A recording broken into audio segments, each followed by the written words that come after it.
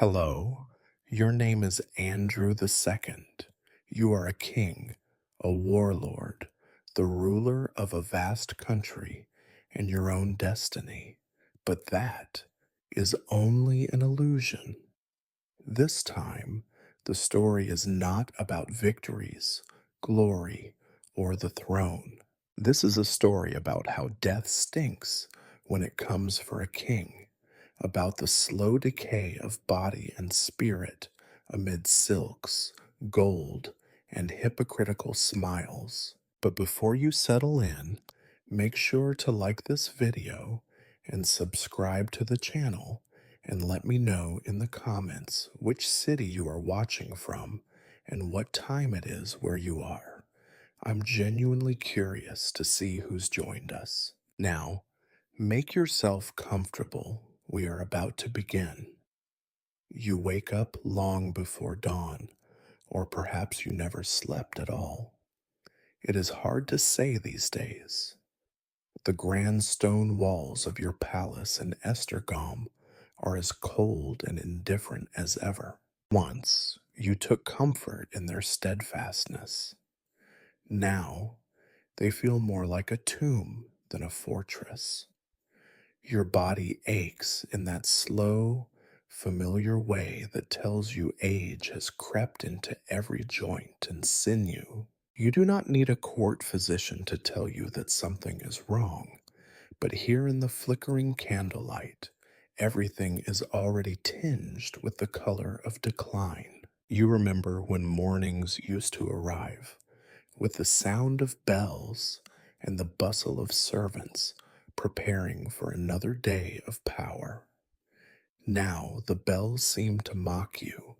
They ring not for you, but because it is their job, an endless routine. You sit up slowly, the motion pulling at your shoulders like you are rising through mud.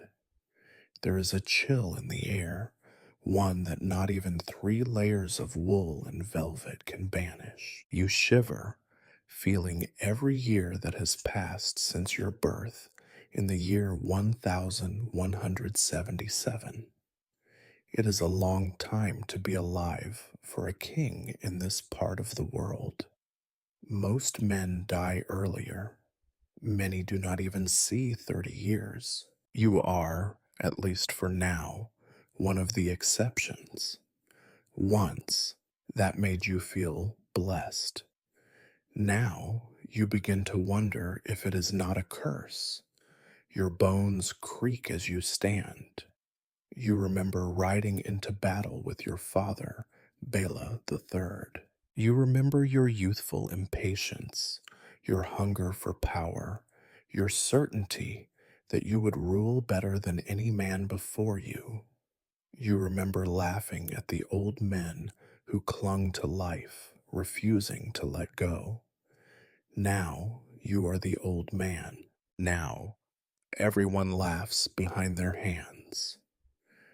The servants shuffle into your chamber, their faces carefully arranged in expressions of politeness and concern. They bow, mumble morning greetings, pretend not to notice the grimace on your face as you stretch your back.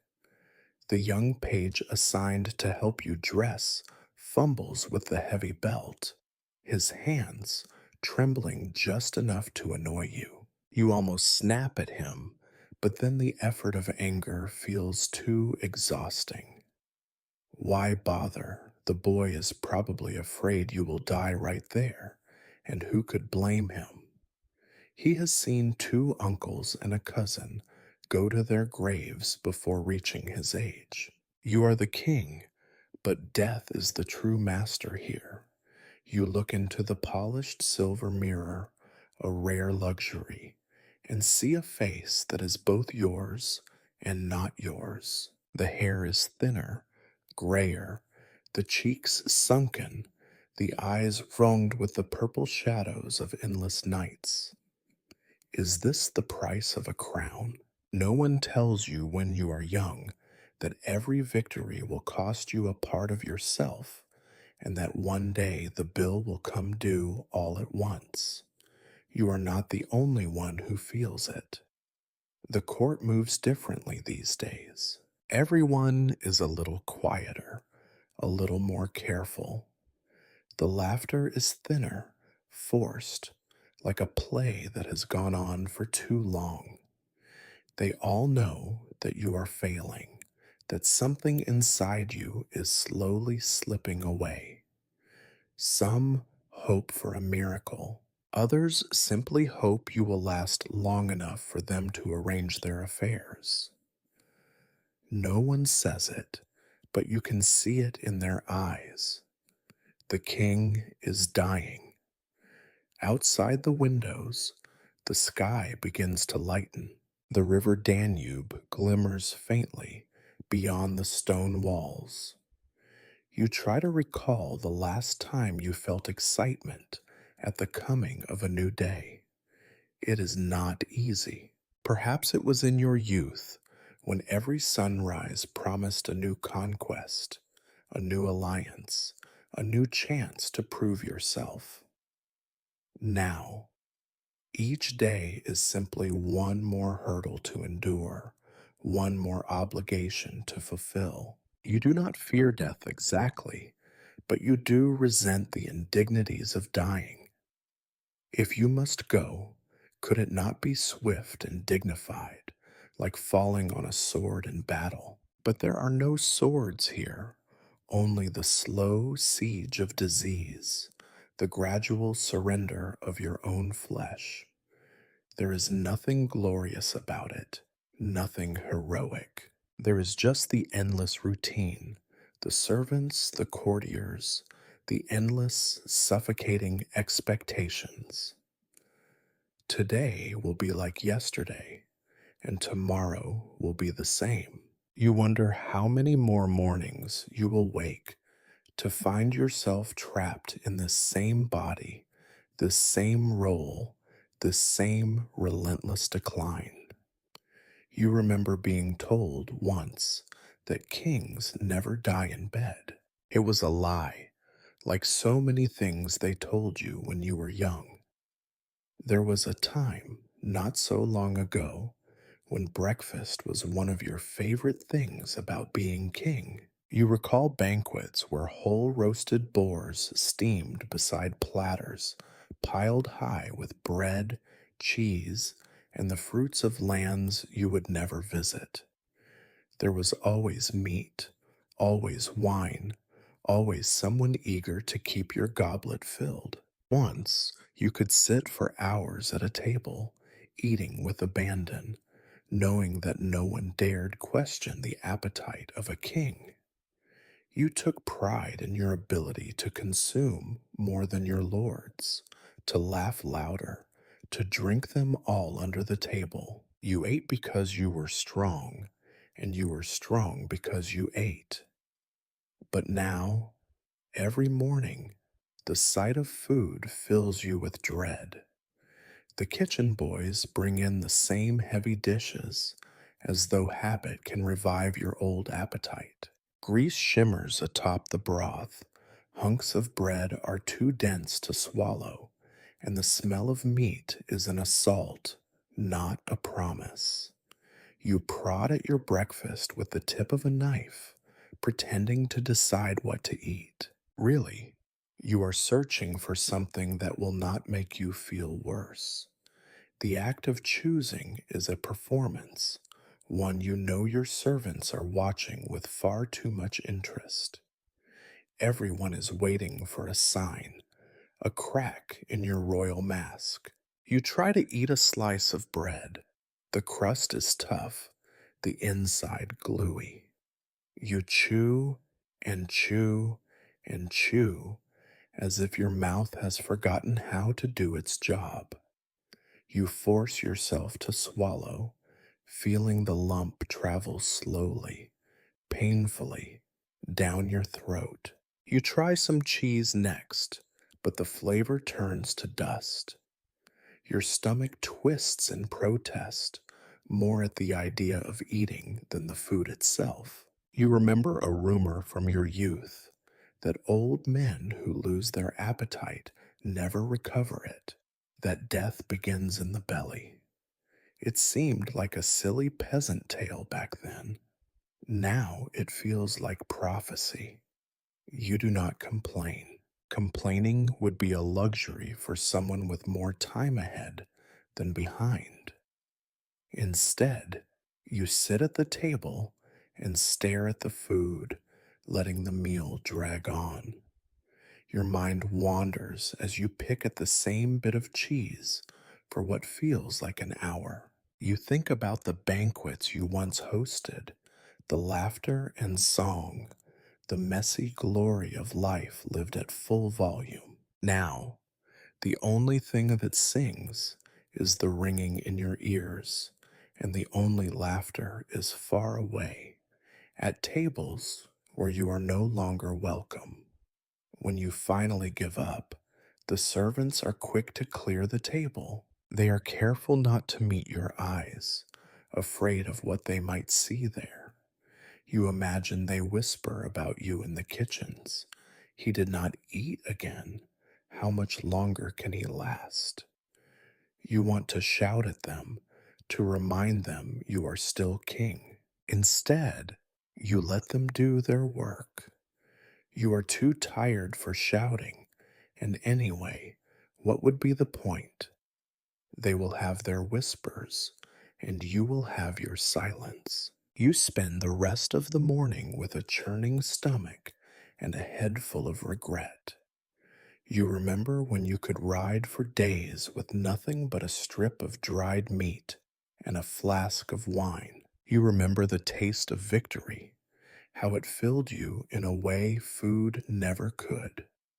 Now, even victory feels stale.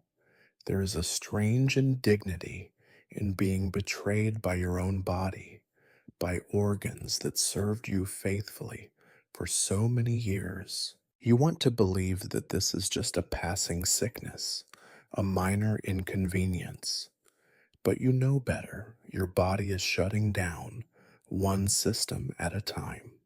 First the appetite, then the strength, and eventually everything else. Midday comes, and with it, another meal. You cannot refuse.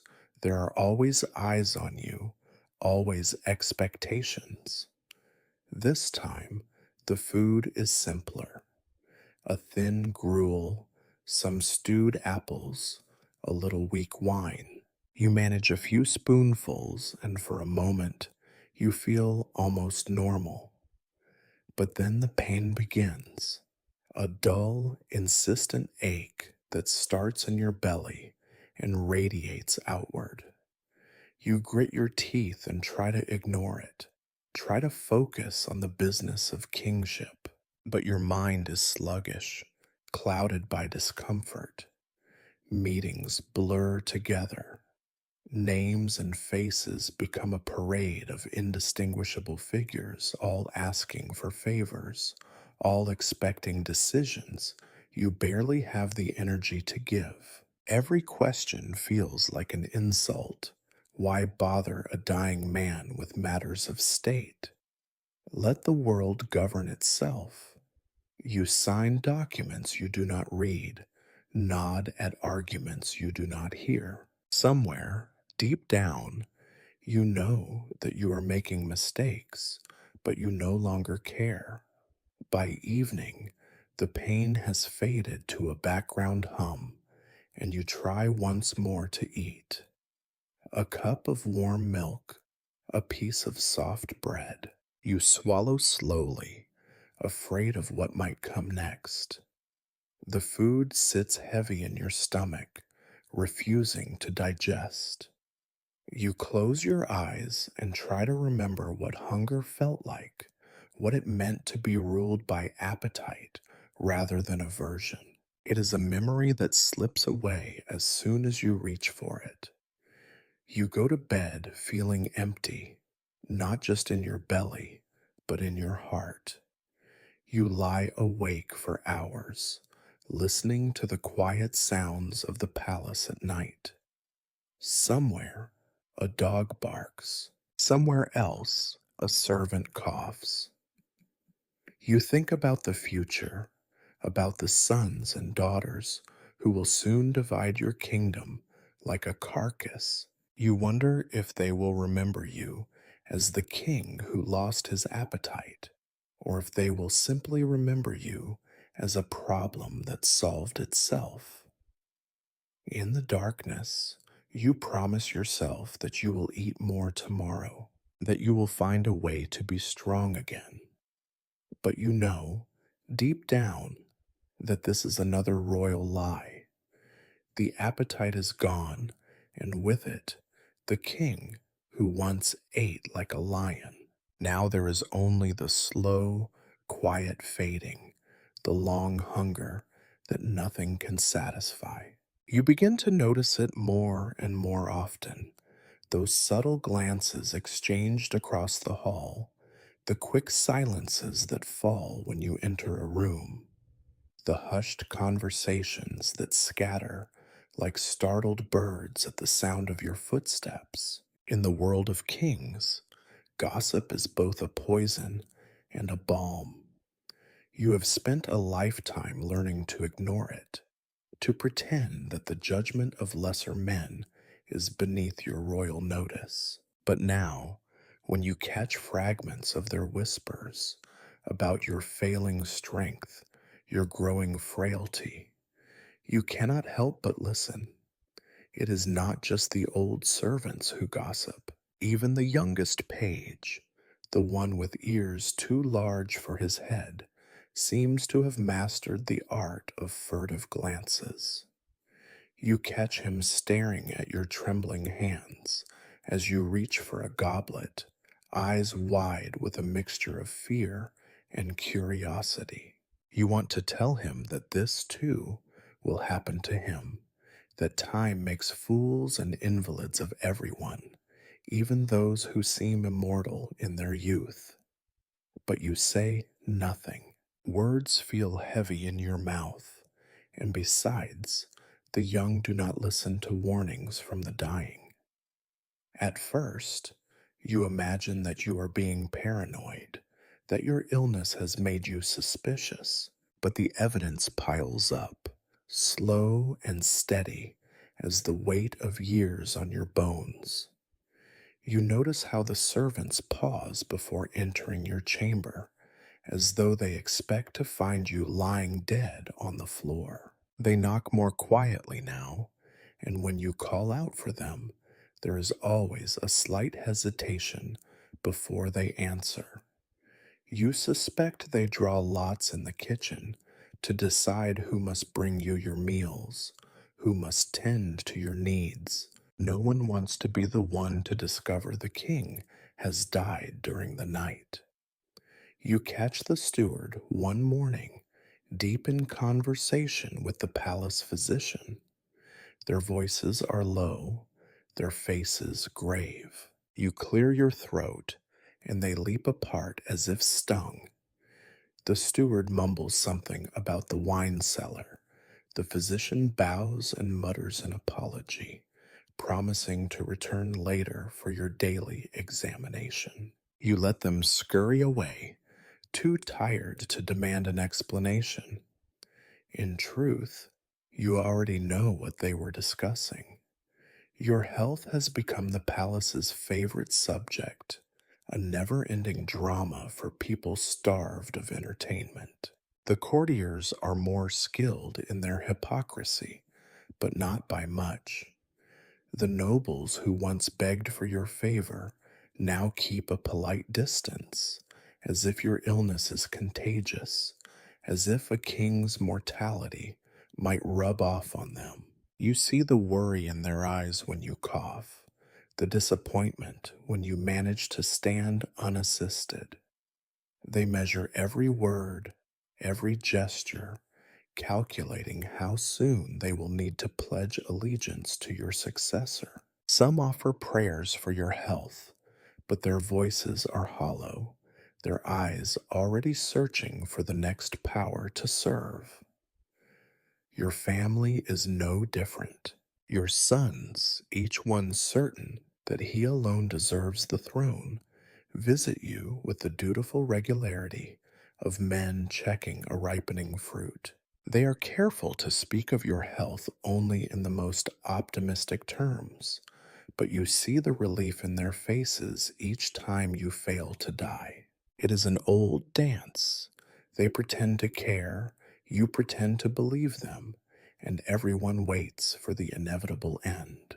You think of your own father, Bela the Third, and how you once circled his sickbed like a vulture, hungry for a kingdom you barely understood. Now it is your turn to play the withering carcass, the center of attention in a farce that has no dignity. There are moments when the whispers reach you through the thick stone walls, carried on the draft that seeps in under the doors. You hear your name, spoken with equal parts pity and impatience. The king is failing, they say. He cannot last much longer. You wonder if anyone will bother to mourn you, or if your death will be just another inconvenience, an interruption to the routines of those who serve you. Perhaps they will be grateful when it happens. Perhaps they will finally be able to eat, laugh, and gossip freely again, without the shadow of your slow decline hanging over everything. You would like to think that your suffering is meaningful, that it serves as some kind of lesson or warning. But the truth is, everyone already knows the lesson. No matter how powerful you become, your body will betray you, and in the end, you will be remembered not for your victories, but for the way you died. Maybe some will recall a story about the strong willed king who could not finish his breakfast, the lion brought low by a failing stomach. More likely, they will forget you entirely, lost among the many rulers who died slow, tedious deaths, leaving behind only debts and disputes. Even the priest who comes to hear your confession each week seems impatient, as if he has already written your last rites and is only waiting for the chance to deliver them. He asks about your soul, about your regrets, about the burdens you wish to lay down. You want to tell him that your only burden is the endless waiting, the monotonous parade of aches and indignities. Instead, you give the answers he expects, and he leaves with a look of relief, as if he has escaped some unpleasant duty for another day. You find yourself envying the men who died young, who left behind legends instead of whispers. But envy is just another useless luxury, one that you can no longer afford. Your world shrinks day by day to the size of your bed, your chair, the corridor between them. Outside, life goes on. Servants squabble, courtiers maneuver. The kingdom drifts on as if nothing is changing. But inside your chambers, the only thing that matters is the sound of their whispers, the knowledge that you are no longer the king of anything except your own decline. At night, when the palace is silent, except for the echo of distant footsteps, you lie awake and listen. You wonder if the servants are talking about you even now, their voices rising and falling like the wind in the corridors. Perhaps, somewhere in the darkness, someone is making a wager on how many mornings you have left. You hope, for their sake, that they are betting on the soonest possible end. It would be a mercy for all involved. And so you drift into sleep, not with the confidence of a king, but with the resignation of a man who knows his story is being rewritten in whispers, each one erasing another piece of the person you used to be. Morning again. This time, The taste of iron is in your mouth. You think for a moment it might be blood. The physician insists otherwise. He claims it is only your imagination, or perhaps the effect of too much wine and too little movement. But you know better. You know what it means to feel the slow rot inside, the heaviness that refuses to leave. The physicians arrive in procession, as they always do, clutching their boxes of tools and jars of questionable potions. They look eager, too eager if you are being honest. There are three of them this time, each hoping to outdo the others. Hoping their name will be the one associated with your miraculous recovery, or, failing that, at least with your slow demise. You can almost hear them rehearsing their stories for the court.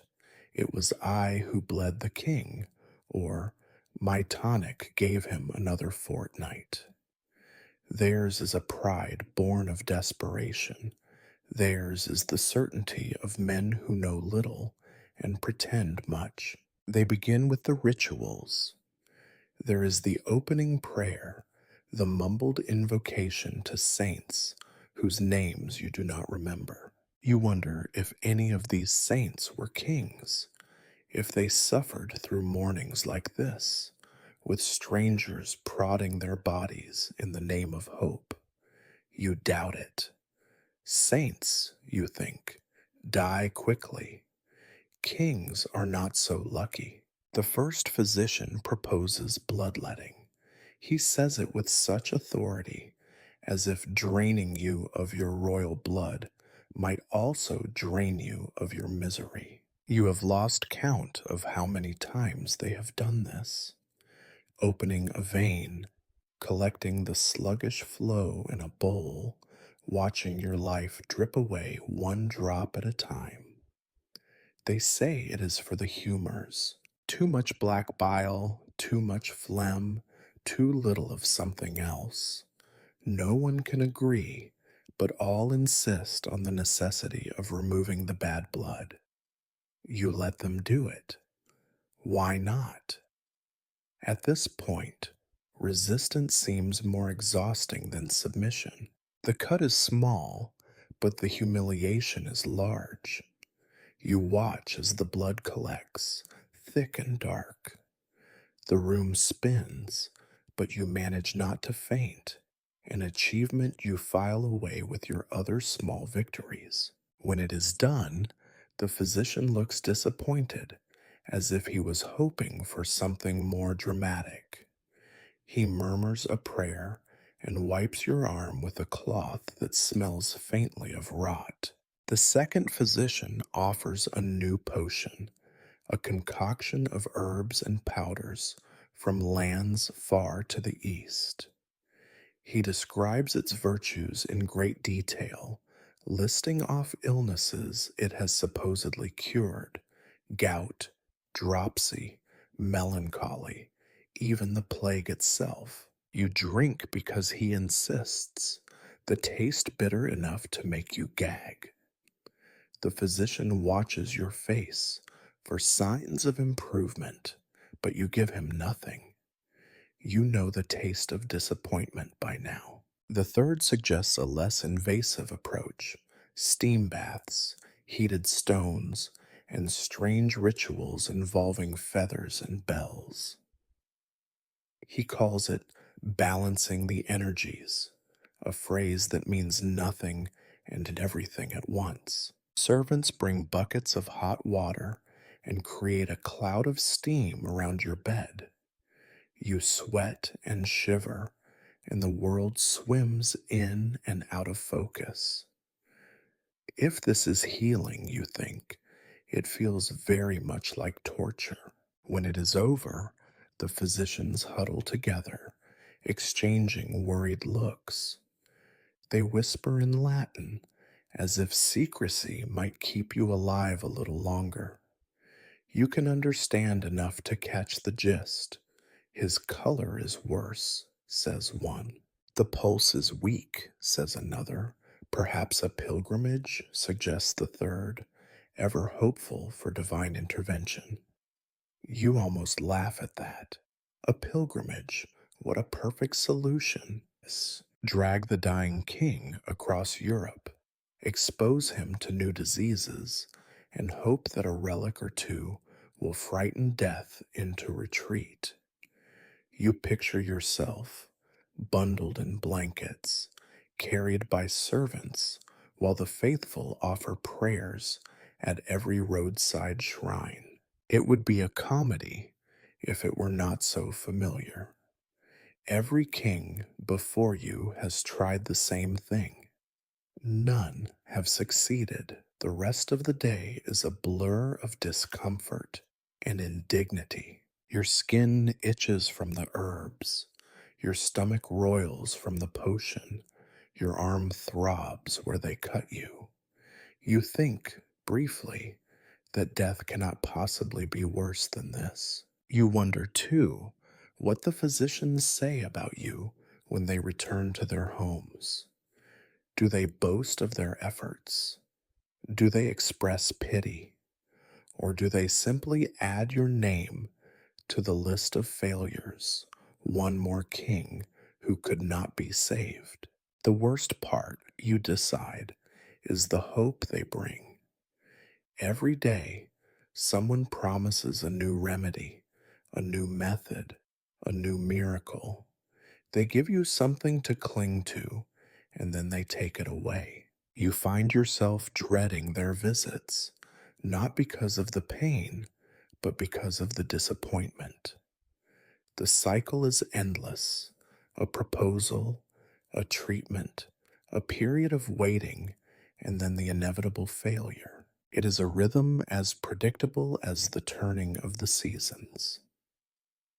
Evening falls, and the physicians depart, leaving you with instructions you will not follow and warnings you do not care to heed. You lie in bed, staring at the ceiling, counting the cracks in the plaster.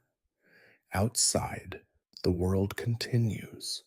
Horses are fed, fires are stoked, life goes on. Inside, you are a patient, not a king. You are a vessel for their experiments, a test case for remedies that have failed 1,000 times before. You wonder how many more days you will endure this routine, how many more mornings you will wake to the sight of anxious faces, to the smell of bitter herbs and stale blood. How many more nights you will spend waiting for a relief that never comes. The answer, you suspect, is too many. You are learning that dying is not a single event, but a series of small humiliations strung together like beads on a rosary. You wish for a moment that you could trade places with your younger self, the one who feared nothing, who believed in the power of kingship, who thought that every problem could be solved with a sword or a decree. That young man would never have submitted to the indignities of sickness.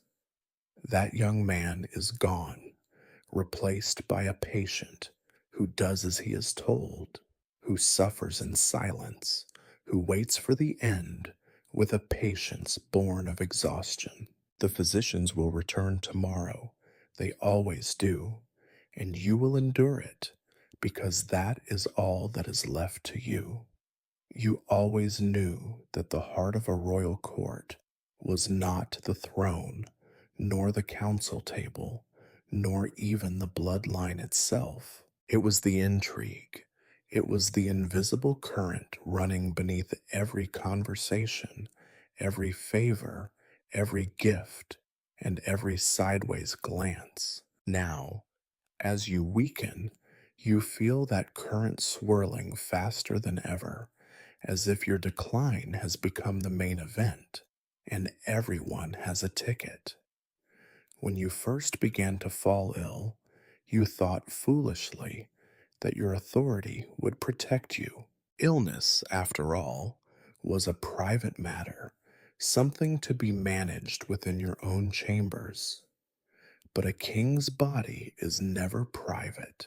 It is a public asset, a national concern, a chess piece in a game that never ends. You are no longer just the king. You are the sick king, the soon to be late king, and this fact has transformed the palace into a hive of whispers and calculations. Your council grows larger by the day. Men who spent years avoiding the responsibilities of governance now arrive at every meeting, eyes bright with a mixture of hope and dread. You watch as they vie for position, feigning concern for your health, even as they circle like dogs around a wounded stag. You can practically see their thoughts as they shuffle through their mental ledgers. Whose loyalty is for sale? Who has already pledged to one of your sons? Who might switch allegiances with a well placed promise? Every decision you make is scrutinized for hidden meaning.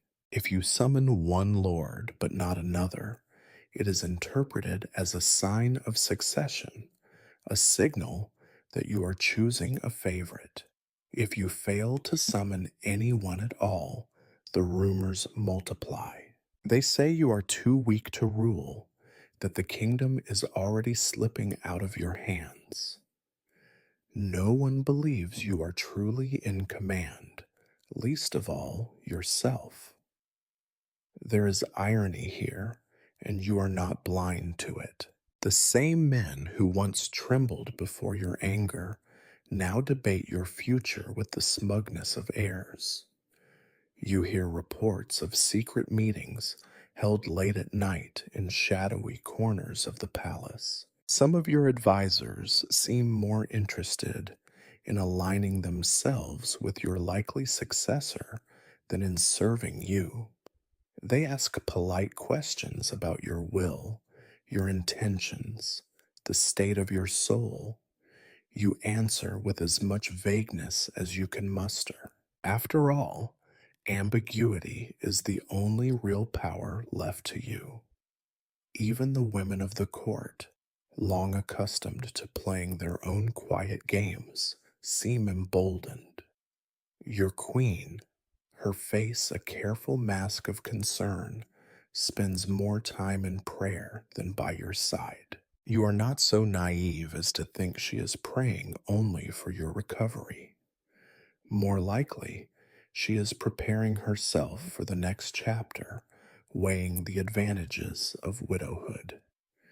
The other noblewomen are not far behind. You hear their laughter drifting through the corridors, high and brittle, like glass about to shatter. Their children, once invisible, now run in the halls in finely embroidered tunics, their tutors urging them to stand tall, to speak with confidence. Every mother hopes her son will become the next favorite, or at least escape the purges that follow every royal death. You try to focus on matters of state, but the weight of intrigue presses down on you from all sides. Reports from the provinces pile up, each more dire than the last. Bandits roam the countryside, taxes go uncollected, neighboring princes eye your borders with naked ambition. Yet, when you attempt to rally your council, you see only disinterest. Why invest in a dying king's projects? Why risk your own future for a ruler whose days are so obviously numbered? It is both insulting and, in its own way, liberating. If they no longer expect anything from you, then you are free to stop pretending you have anything to give. You watch the younger nobles, your sons and their rivals, argue in the hallways, practicing speeches they will give after you are gone. They flatter you in public, but behind your back, Their ambitions are as sharp as knives. Some are foolish enough to believe that you do not notice. Others hope you will not care. What they do not understand is that you do notice and you do care, just not in the way you once did. You are not angry with them. You are tired. You are perhaps for the first time in your life able to see the machinery of power for what it is, a system that runs on envy, greed, and the ceaseless desire for more. It is almost comforting, this predictability. There is nothing uniquely evil about it. It is simply what people do when a king is dying. You receive petitions from distant relatives, all written in the same flowery hand, all expressing the same transparent sentiment. They offer prayers for your recovery, and in the next breath, subtle reminders of their loyalty, should you wish to reward it. Distant cousins reappear at court, their sudden interest in your health as suspicious as a wolf's interest in a wounded sheep. You are forced to entertain them, to pretend that their concern moves you. It is all performance, a ritual repeated with each dying monarch since time began. Every day brings new gossip. Who will be regent for your youngest son? Who has the support of the bishop? Who is plotting with the envoys from Bohemia? You grow weary of it. You long for the days when the only thing that mattered was the next campaign, the next feast, the next hunt. The world was simpler then, or so it seems now, as you watch it through the narrowing lens of your illness. You wonder sometimes if there is any court in Europe where the king's death is met with genuine sorrow. You doubt it.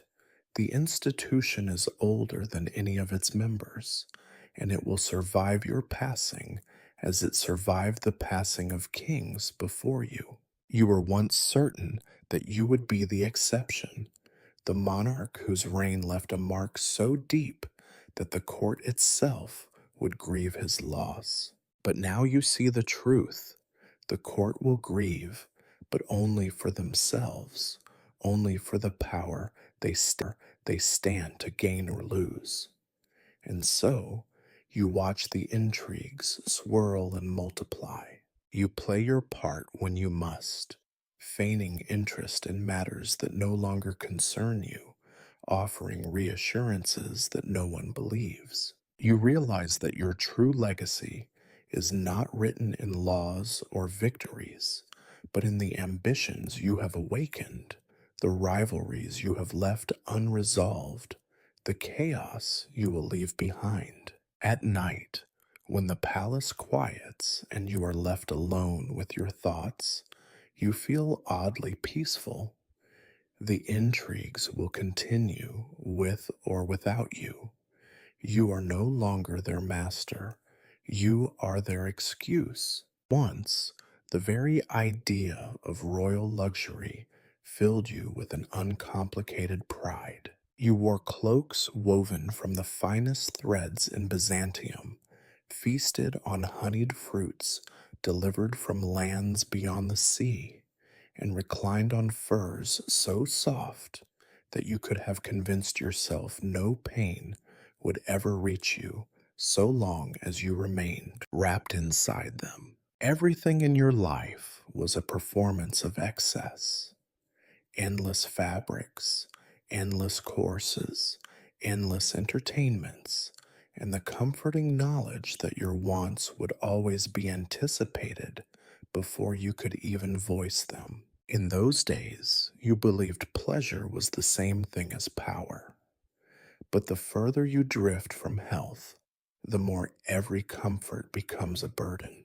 The cloth that once delighted your skin now feels too heavy, too suffocating, as though every garment is one more layer keeping you from the air. You try to wear your old ceremonial cloak, a gift from your late father, Bela the Third, an inheritance heavy with embroidered gold and expectation, but now its weight is an insult. The cloak, like everything else, mocks you. It belonged to a king who could stand upright and fill a hall with laughter. Now it hangs from your thinning shoulders, a monument to a man who no longer exists. The servants lay out your jewels every morning, as if the gleam of sapphires might distract you from your aching joints and hollow belly. You remember when you cared about these stones, when the right signet ring or brooch could silence a room. Now they seem absurd, meaningless tokens from a game you are too tired to play. The gemstones catch the sunlight with cold indifference, their brightness failing to reach your eyes. You think of how many hours you once spent admiring these treasures, plotting new acquisitions, congratulating yourself on your good taste. What a waste of time and energy, you think now. What did it ever bring you except envy and petty rivalry? Food, too, has become a trial. The court chefs, terrified of being accused of negligence, redouble their efforts to impress you. You are offered delicate pastries shaped like birds, loaves of bread braided with fruits, stews spiced with costly imports. The sight of it all, so much effort, so much waste, only deepens your nausea. No amount of sugar or salt can bring back your appetite. Even the sight of wine, which once made your heart leap with anticipation, now leaves you queasy. The goblet sits untouched, collecting a film of dust as the day drags on. Music used to be another comfort. You would summon the best minstrels in the kingdom, listen to their ballads, and watch the dancers whirl across the stone floors. Now, every note seems distant, every performance out of tune. You hear the musicians tuning their lutes, the gentle patter of feet on flagstones, but the sound does not reach you. Your mind drifts elsewhere, away from the hollow festivities of the present to the muddled memories of happier years. You cannot even take solace in the games and amusements that once filled your afternoons. Chess, with its ruthless calculation, only reminds you of the endless maneuvering in your own court. Hunting, once a noble pursuit and proof of your virility, is now a dangerous fantasy. The mere thought of mounting a horse, of feeling the wind in your hair as you gallop across the fields, is as remote as the stories of Alexander the Great. Instead, you are trapped inside these walls, reduced to moving pieces on a board that you cannot control, listening to the laughter of men who believe themselves your equals. You begin to avoid the great halls altogether. The effort of pretending to care, of pretending to taste, of pretending to enjoy is too much. You prefer the solitude of your private chamber, where even the tapestries and carpets cannot demand your attention. You let the fire burn low. You draw the curtains against the sun, preferring the muted gray of a room that expects nothing of you. The world narrows to a few square paces and the soft hiss of your own breath. Your attendants worry about your growing indifference. They bring you new fabrics, imported perfumes, polished mirrors. They speak of new entertainments, new dishes, new wonders brought from the East. They tell you about parties you no longer attend, tournaments you can no longer host. You nod politely, unable to muster even the energy to pretend interest. They must sense your boredom, or perhaps they interpret it as another sign of your decline. Either way, they redouble their efforts, convinced that one more distraction will restore you to yourself. But it does not. Instead, every new attempt only sharpens the contrast between your present state and the vigor of your youth. You remember, with a kind of exhausted irony, the sermons of the priests who warned you that earthly pleasures would fade, that only the soul endures. You thought them killjoys then. Now you realize they were simply ahead of you in the race toward disillusionment. You start to notice things you never cared about before. The cold draft that sneaks through the window at night, the persistent squeak of the door on its hinge, the relentless drip of rainwater down the stone outside your chamber. These minor discomforts, once unworthy of your notice, now define your days. You almost prefer them to the empty pleasures of your former life. At least their honesty is refreshing.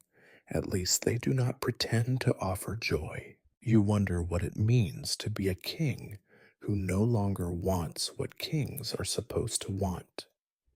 Your counselors still approach you with elaborate proposals, each one promising more wealth, more glory, more pleasure. You listen, mostly out of habit, and dismiss them with a wave.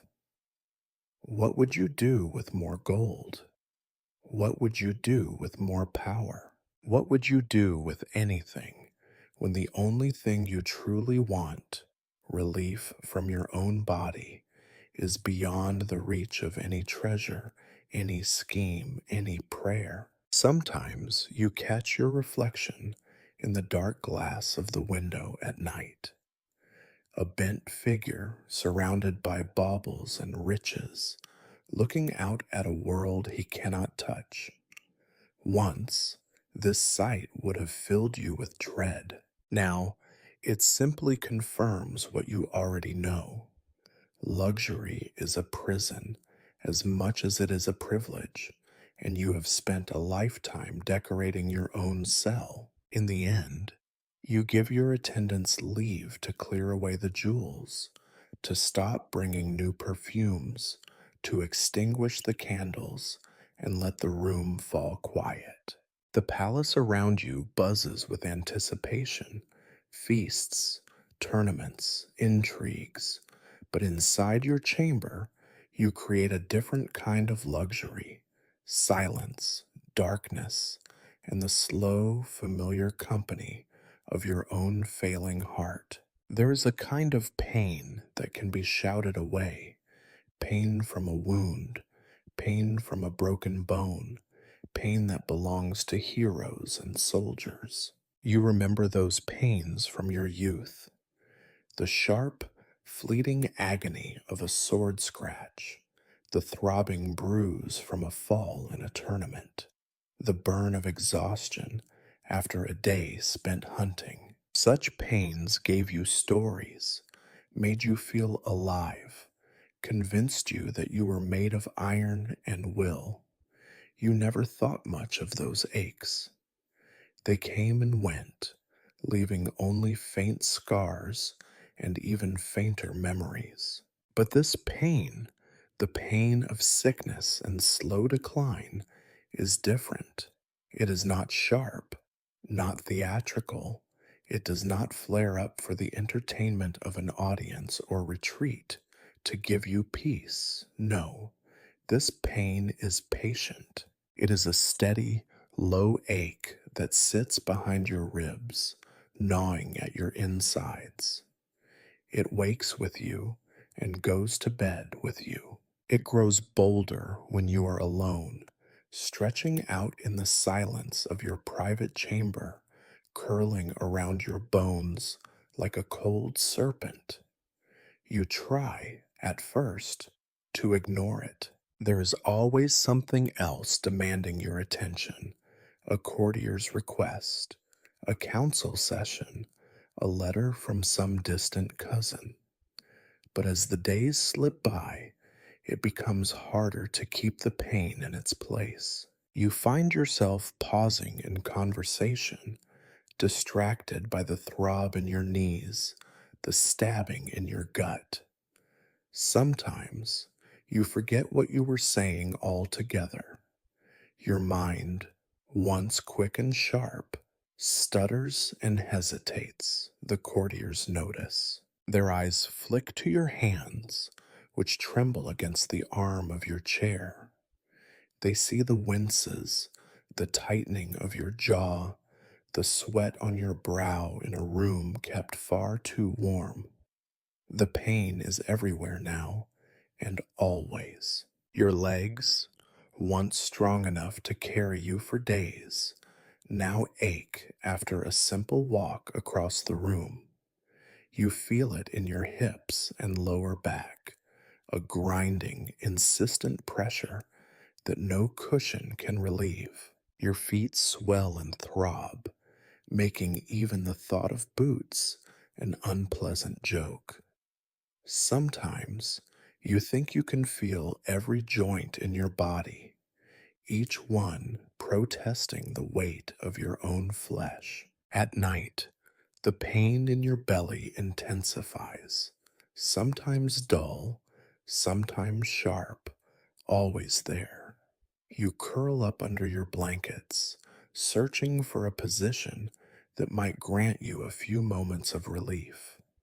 The effort exhausts you. Sleep, when it comes, is shallow and restless. You wake more tired than you were before. The physicians, of course, notice your discomfort. They offer solutions, none of which help. Move more, one insists, as if you have not spent a lifetime in motion, commanding armies and courts. Eat less, says another, as if you were not already haunted by hunger without appetite. Pray, whispers a third, his eyes filled with helpless piety. Sometimes you want to scream at them, to tell them to feel this pain themselves, but you do not. You nod, you let them apply their ointments and leeches, and you say nothing. Your servants, too, are aware. They fetch softer pillows, thicker blankets, special stools. The palace seems to grow smaller as your world shrinks to the dimensions of your suffering. You begin to dread the effort required to move from one chair to another. Every step is a negotiation. Is the pain worth the journey? Most days, the answer is no. You stop going to the great hall except when strictly necessary. The stairs might as well be mountains now, and the echoing corridors only serve to amplify your groans. You find yourself measuring your day not in tasks accomplished, but in minutes survived. You mark the passage of time in the slow shifting of pain, now in your head, now in your spine, now in the hollow beneath your ribs. There is, perhaps, a perverse comfort in the predictability of it all. Pain is the one thing you can rely on. It does not flatter you or lie to you. It does not change its mind based on your titles or your treasures. It simply is. The more you come to know it, the more you realize how much of your life was spent avoiding this truth. You used to fill your days with noise and spectacle, afraid of silence, afraid of what you might hear if you listened too closely to your own body. Now you have no choice. The silence is all there is, and the pain is all that fills it. Sometimes, during the darkest hours of the night, You wonder what it would be like if the pain simply stopped. Would you feel joy? Would you feel relief? Or would you feel nothing at all, replaced by a blankness more terrifying than suffering? You are not sure which prospect frightens you more. The priests say that pain purifies the soul, that it is a sign of God's favor, or, at least, his attention. You cannot help but think that God, if he is watching, has a peculiar sense of humor, and yet, despite everything you endure, there is a stubbornness in you, a refusal to let pain have the final word. You have been a king too long to give up now.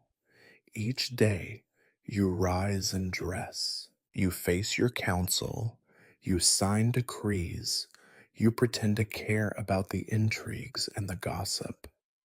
You do these things not because you want to, but because they are all that is left. Pain may be your companion, but it is not your master. Not yet. There are moments, fleeting but real, when you remember the strength of your youth, the feeling of invincibility that once filled your chest.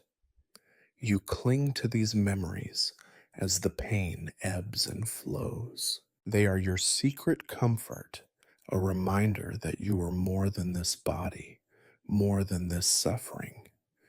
They do not make the pain less, but they make it bearable. For now, that is enough.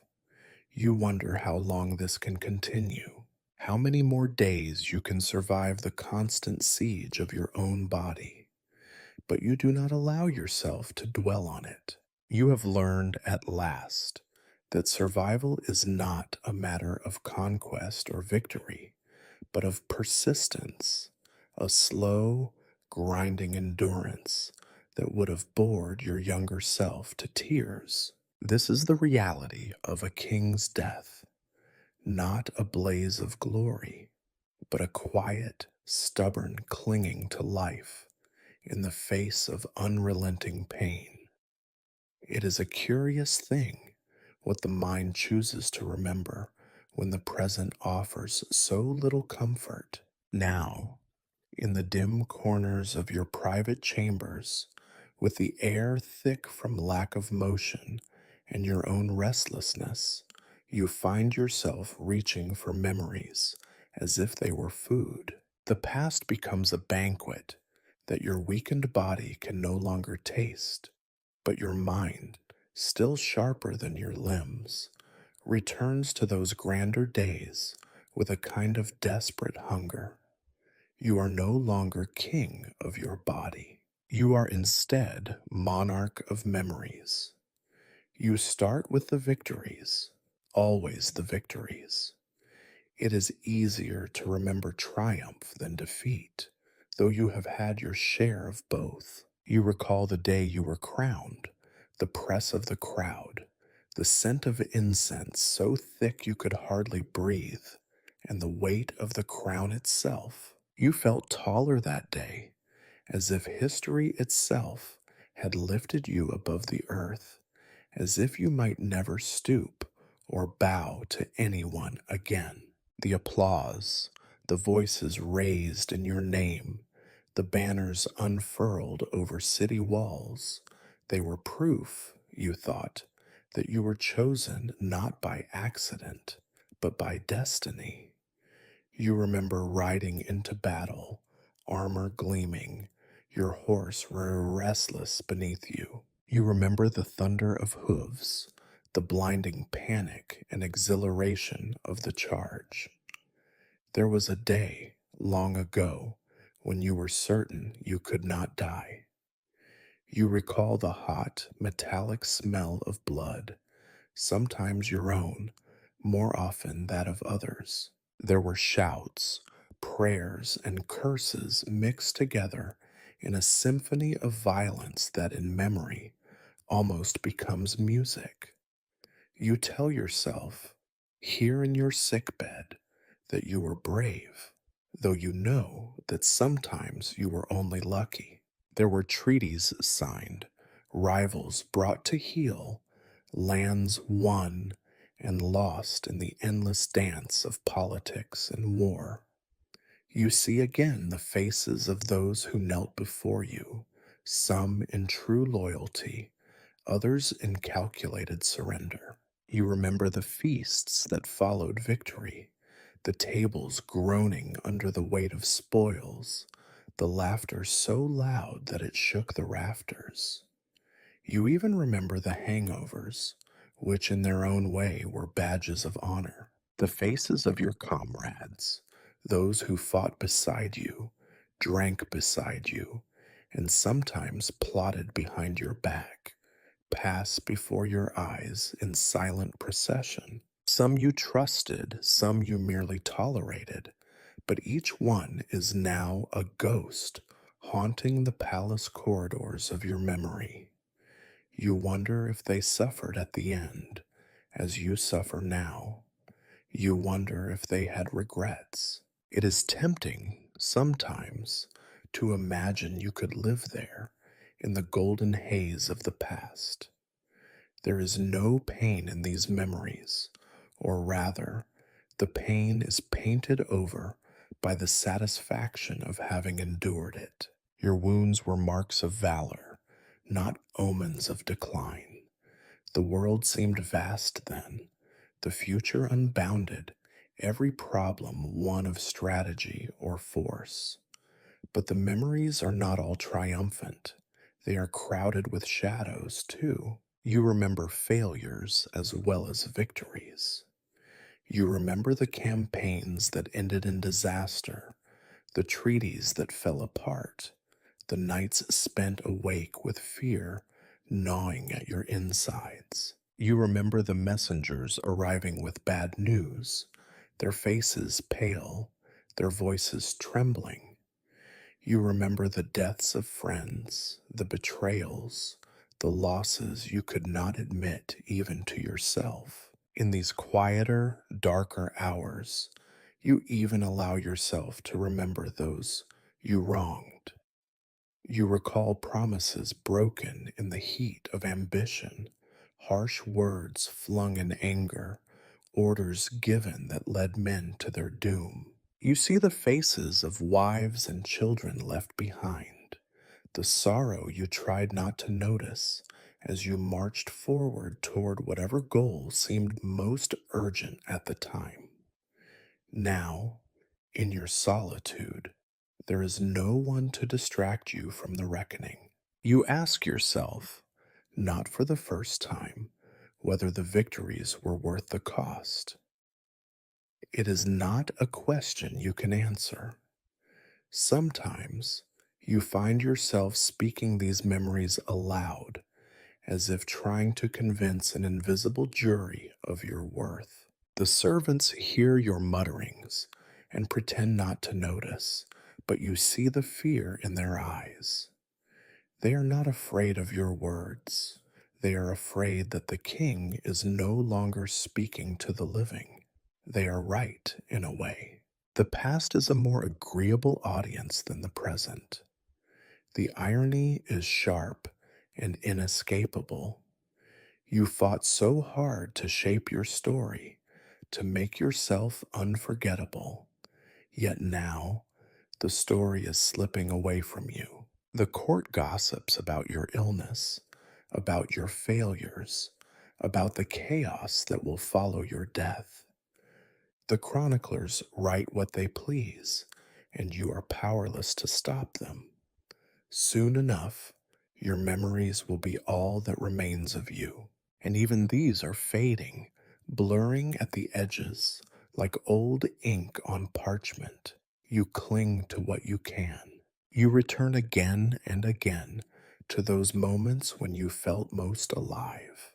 The thrill of a first victory, the warmth of a lover's arms, the laughter of your children before they became rivals. The pain in your body recedes a little when you let your mind wander there, though you know it is only a temporary reprieve. The world of memory is brighter and kinder than the world you inhabit now, but it is also more dangerous.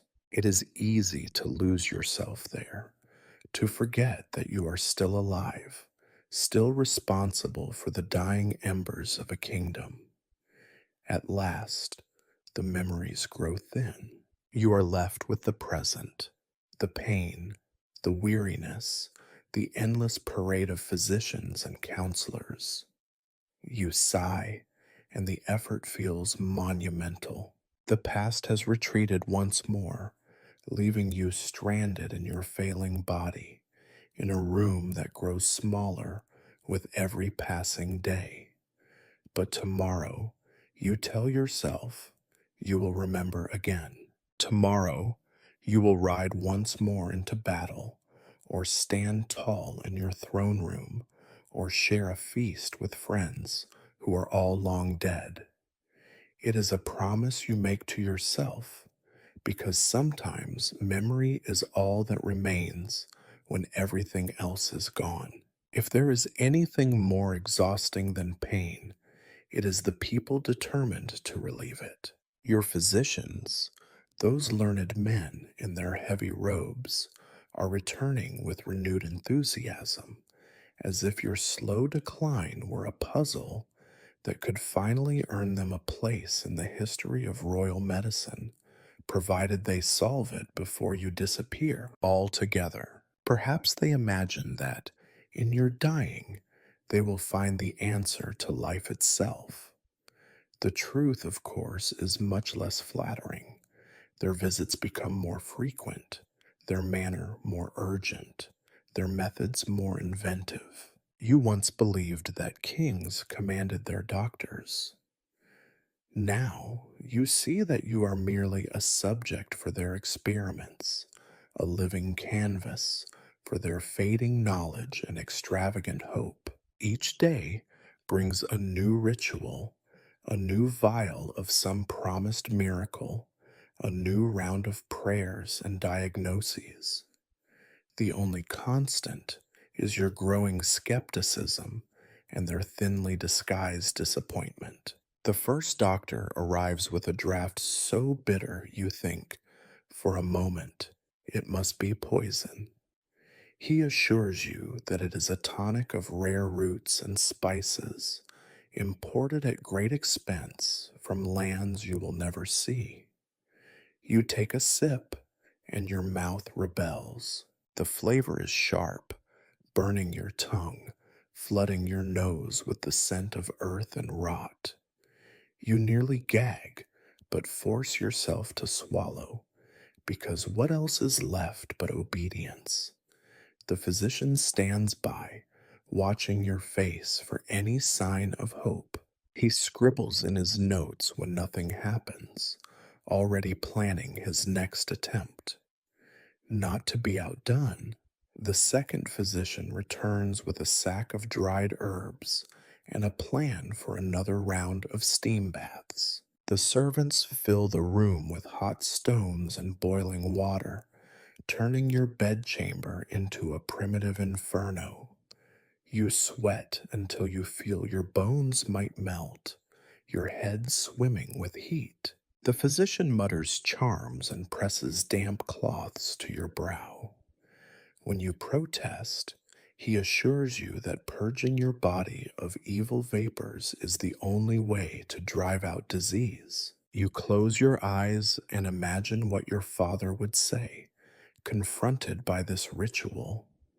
He would have laughed, perhaps, or thrown the man out of the palace. You, too tired for theatrics, simply endure. The third physician, always the most devout, calls for more than medicine. He brings a relic, some battered scrap of bone or wood, and insists that prayer is your last refuge. He reads psalms in a trembling voice, fingers tracing the cross again and again over your chest. You wonder if he hopes for a miracle or merely an excuse for his failure. You pray too, but without conviction. Your relationship with God has always been transactional, and now you suspect you lack the leverage for a favorable bargain. Each treatment seems more desperate than the last. There are poultices and powders, oils and ointments, strange brews that leave you dizzy and nauseated. They try bleeding you again, opening a fresh wound on your arm. You watch as the blood trickles into a basin, dark and slow. "See how thick it is?" whispers the doctor, as if nature itself is to blame for your suffering. They leech you next, fat, sluggish creatures that cling to your flesh and drop away, gorged and lazy. You can almost hear them sigh in satisfaction, as if they have gotten the better part of the bargain. Your chambers reek of unfamiliar scents. Sometimes it is the bitter tang of herbs and smoke. Other times it is the sharp animal stink of leeches or the iron tang of blood. The servants scurry in and out, exchanging worried glances, whispering behind your back. You catch their eyes sometimes, and they quickly look away, as if fearing your gaze is contagious. Perhaps it is. Each physician has a theory, and none agree. One claims your liver is swollen with anger and sin. Another is convinced your stomach is ruled by melancholy and must be cheered. A third suspects a curse, envy, perhaps, or the evil eye of a rival. You listen to their explanations with the detachment of a scholar reading tales of far off lands. Their words are elaborate, embroidered with faith and ignorance, and you nod politely because the alternative is worse, a silence in which you are forced to accept that no one knows what is happening to you, not the doctors, not the priests, not even yourself. Still, the hope never truly dies. Each new remedy is offered with trembling hands and hopeful eyes. They promise a night without pain, a morning without nausea, an appetite restored, a body renewed. You want to believe them, if only for the comfort it would bring. Sometimes, late at night, you let yourself up that the next potion will be the one that works, that you will wake to find yourself whole again, strong enough to reclaim your throne in the world of the living. But the reality is always the same. The pain remains, your body grows weaker. The physicians, undeterred, return with new ideas. You begin to resent them, not for their failure, but for their optimism. You envy their faith in remedies, in saints, in the possibility of recovery. You wonder how many other kings have suffered this parade of pointless hope, how many physicians have stood at royal bedsides, practicing their art on flesh that was already halfway to dust. The court, meanwhile, responds to your treatments with its own kind of desperation. Some hope for your recovery, but most only hope for a resolution. Any resolution. Your counselors ask careful questions about your health, probing for signs of improvement or imminent death. They offer advice, propose new physicians, suggest exotic remedies from far off lands. It is all a game, one more round of intrigue and speculation, with your suffering as the stakes. In the end, the desperate efforts of your doctors become just another feature of your decline, a ritual to be endured, like the pain itself. You let them poke and prod, burn and bleed, pray and plead, because you do not know what else to do. Resisting would require energy you no longer possess. Believing would require hope you can no longer muster. And so, you close your eyes and let the physicians work their ancient, useless magic. You listen to their prayers, swallow their potions, endure their rituals.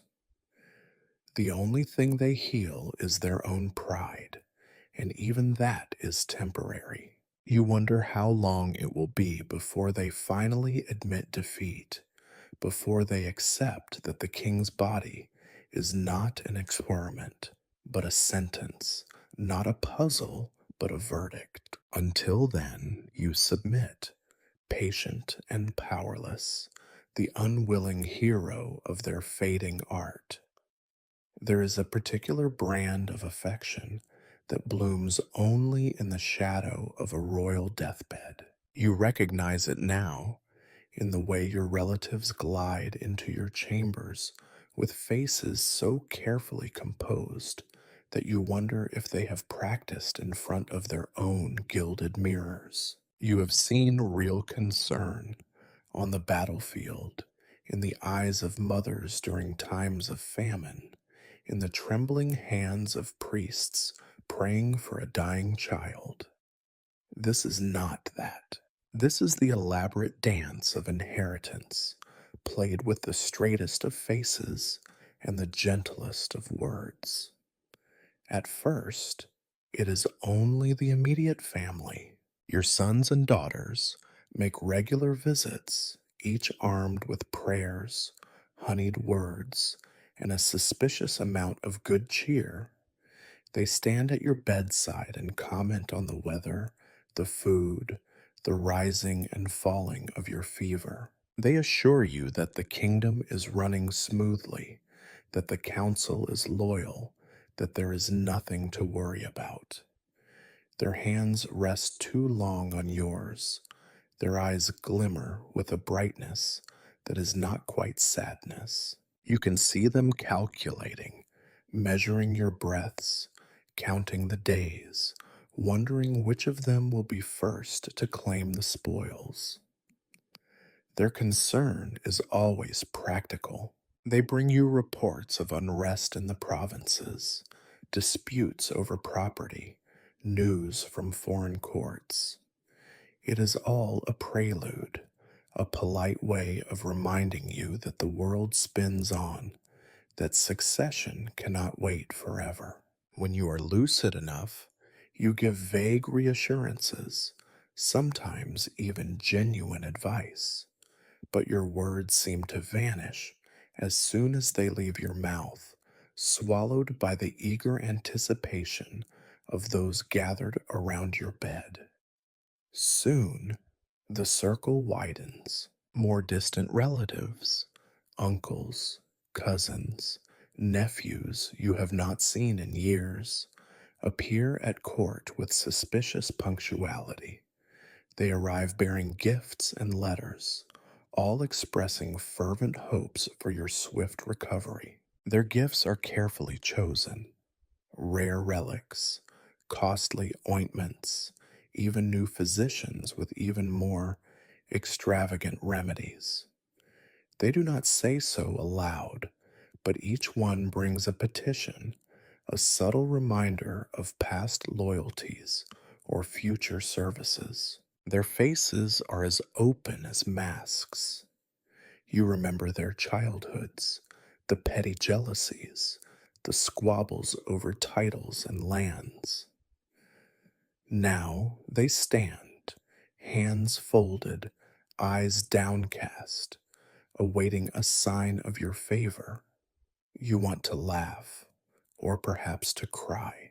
You wonder if they believe their own performances. Sometimes, when your pain is especially sharp and your patience especially thin, you imagine calling their bluff, announcing that you are well, that you plan to outlive them all, just to see how quickly their concern would curdle into disappointment. Your queen is a fixture at your side, her devotion publicly impeccable. In private, she is more reserved, as if guarding her grief for a more convenient season. She manages the palace with quiet efficiency, seeing to every detail of your care. When she speaks, her voice is gentle, her words measured, as if she fears that anything more might be interpreted as impatience. You wonder what she truly feels: sorrow, relief, or simply exhaustion. Perhaps all three. She is careful, always, to avoid the subject of inheritance, but her silences are as eloquent as the council's most passionate debates. Your younger children, still innocent enough to believe in miracles, make offerings of their own: drawings, prayers, wildflowers gathered from the palace gardens. You let them sit with you, listen to their stories, and for a few brief moments, the heaviness lifts. Their concern is real, untainted by ambition. But even this is fleeting. As soon as they leave the room, you are once again surrounded by the anxious faces of those who see your body as a lock to be picked, your death as a door to be opened. The air in your chambers grows thick with expectation. You can feel the pressure building, the need for decisions, for signatures, for blessings. Your relatives, never content to wait for nature to take its course, drop hints about wills and testaments. They remind you of promises made in better days, debts owed, favors granted. They are always eager to help, to fetch a document, to witness a decree, to arrange a discreet audience with this or that noble house. Their helpfulness is suffocating. You imagine drowning in a sea of good intentions. You know, as they know, that your death will not bring peace. The moment you close your eyes for the last time, the masks will fall, alliances will crumble, rivalries will ignite, and the race for power will begin in earnest. They may mourn you in public: solemn masses, black veils, processions lit by 1,000 candles, but in private there will be celebrations, bargains struck over your still warm legacy.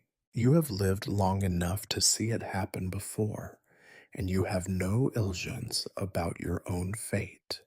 Occasionally, a cousin or a nephew will visit you alone when the rest of the family has drifted away. In these rare moments, their masks slip. They ask about your health with something approaching sincerity. They recall childhood memories, shared mischief, old laughter. You find yourself wishing these moments could last, that the game could be forgotten just once. But the spell always breaks, and the old calculations return. Blood is thicker than water, they say, but ambition is thicker still. At night, when your chamber is finally quiet, you review their faces in your mind. You try to recall which ones you trusted, which ones you betrayed, which ones might actually grieve your passing. The answers come slowly, blurred by fatigue and pain. You remind yourself that this is the way of kingship. The crown brings no friends, only rivals. Even in death, you are not permitted solitude. You wonder if your father faced the same parade of loving relatives, the same performance of concern. You suspect he did. You suspect every king before you has played this role lying in bed, watching the future line up in the hallway, waiting for the moment to step forward and claim the prize. As you drift towards sleep, the faces blur into one, a mask of concern painted over a skull of calculation. You hope, for their sake, that you die soon and cleanly. You hope for your own that you leave behind at least one memory of genuine affection, one face that looked upon you and saw not a crown, but a father, a brother, a man. But you know better than to expect it. In the end, the only concern that matters is your own. How much longer you must play this part before the curtain falls. You always imagined that death would announce itself with a single dramatic gesture, a pain in the chest, perhaps, or a sudden collapse. One moment you are king, the next you are a legend. But the truth is that the body does not fail all at once. It surrenders in slow, humiliating increments, piece by piece, until the only remarkable thing about your decline is how long it manages to continue. You notice it first in your legs, the muscles that once carried you across muddy battlefields, that once propelled you up the steps of every church and fortress in your kingdom, now refuse to cooperate. You try to rise from your chair, and your knees wobble as if they are negotiating with the rest of your body to see who will give up first. The pain is sharp, but it is not the pain that troubles you. It is the weakness, the feeling that your own flesh is conspiring against you. Walking becomes an ordeal, something you plan with the care once reserved for diplomatic negotiations. The route from your bed to the window is a campaign, each step measured, each pause a chance to reconsider your ambitions. Servants rush to your side, eager to help, but their touch is as much a reminder of your helplessness as it is a comfort. You wave them away, sometimes with irritation, sometimes with shame. You long for the dignity of independence, but the only thing more exhausting than asking for help is refusing it. Your hands, too, begin to betray you. Once they were steady, hands that signed treaties, gripped sword hilts, cradled infants, dispensed both justice and mercy. Now they tremble when you reach for your cup, spill ink when you try to write. Your signature, once bold and unmistakable, has grown shaky, the mark of a man who can barely claim his own name. You watch your own fingers with a mixture of disbelief and resentment. How dare they forget who you are? The decline is not merely physical. Your mind, still sharp enough to feel the insult, finds it harder to concentrate.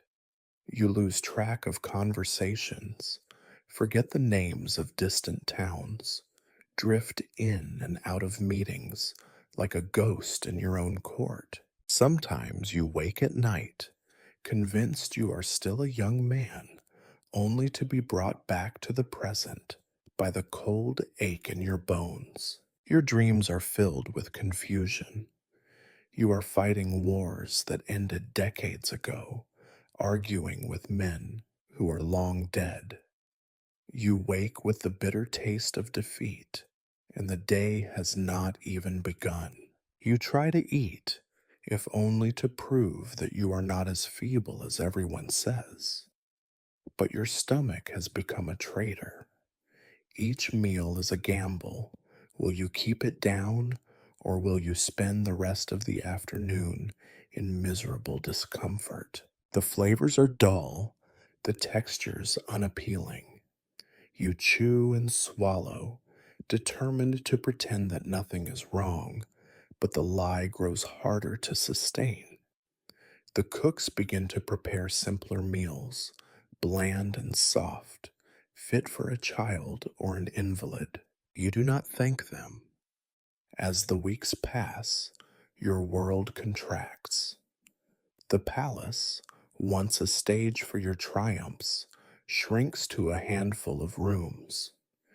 The corridors feel longer, the stairs steeper, the courtyards colder and more distant. You hear the sounds of life, laughter, argument, music, but they belong to someone else now. You are no longer a participant, but an observer. Even your chamber, once a sanctuary, becomes a cage. The bed is both throne and prison, and you are held there by invisible chains. Your physicians increase their visits, measuring your pulse, peering into your eyes, muttering to one another in low, urgent voices. Their optimism is gone, replaced by a grim efficiency. They no longer speak of cures or recovery. Instead, they talk of management, of comfort, of palliative rituals. The word final begins to creep into their conversations, delivered with all the subtlety of a church bell at midnight. You begin to notice the rituals of dying. The servants draw the curtains a little earlier. The fire in your hearth is kept burning, even when the weather grows warm. The priests stop waiting for invitations and simply appear, rosary in hand, ready to hear your confession at a moment's notice. Relatives visit more frequently, always with the same empty encouragements. No one mentions the end, but everyone prepares for it. You feel like a guest at your own funeral, waiting for the host to give the signal that the feast may begin. There are moments of lucidity, sharp and clear as ice. You realize, with a pang of bitter amusement, that you have become the subject of your own cautionary tales. You remember stories of kings who could not walk, who could not eat, who spent their last days surrounded by anxious courtiers and sullen priests. You pitied them once. Now you understand that they were simply further down the road you have always been walking. You are tempted, sometimes, to rage against your body, to demand that it serve you as it once did. But anger is exhausting, and there is no one to listen to your protests. Instead, you surrender to the routine, the careful dressing, the endless washing, the slow shuffle from bed to chair and back again. Each task that once took a minute now requires the assistance of two men and the patience of a saint. The worst is the waiting. You wait for sleep, which comes fitfully, broken by dreams of strength and glory. You wait for morning, for the brief moment when the pain has not yet returned in full force. You wait for news, for visitors, for any distraction from the steady erosion of your dignity. Most of all, you wait for the end, which hovers on the horizon, never quite approaching, never quite retreating. You begin to understand why old men tell stories of their youth. The past is the only country in which you still rule. In the present, you are a dependent, an invalid, a burden. You smile for your attendants, feign interest in their chatter, but your mind is always elsewhere, on a battlefield, at a feast, in a bed that was not yet your prison. At last, you accept what all kings must, that the body is the last kingdom, and it cannot be conquered.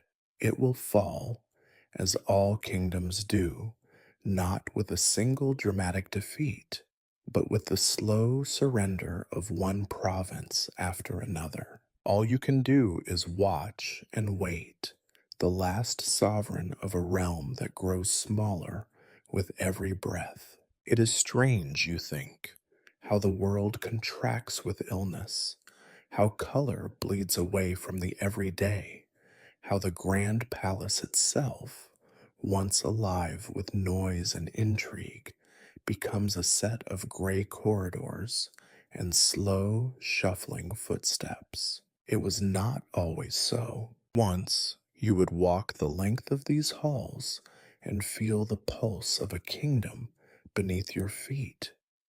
The urgent messages carried on the run, the thump of armored boots, the laughter echoing off stone, the clash and clang of preparations for feast or council or war. Now, everything is muted.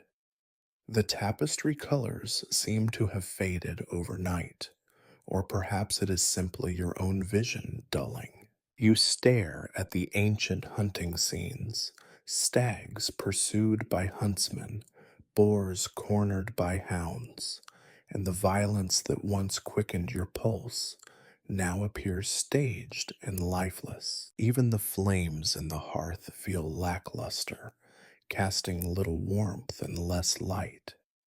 The gold and silver on your tables, the crystal goblets and bejeweled candlesticks glint in a sullen, resentful way, as if offended by your indifference. The servants move through the rooms like shadows, never speaking above a whisper, always careful not to startle you.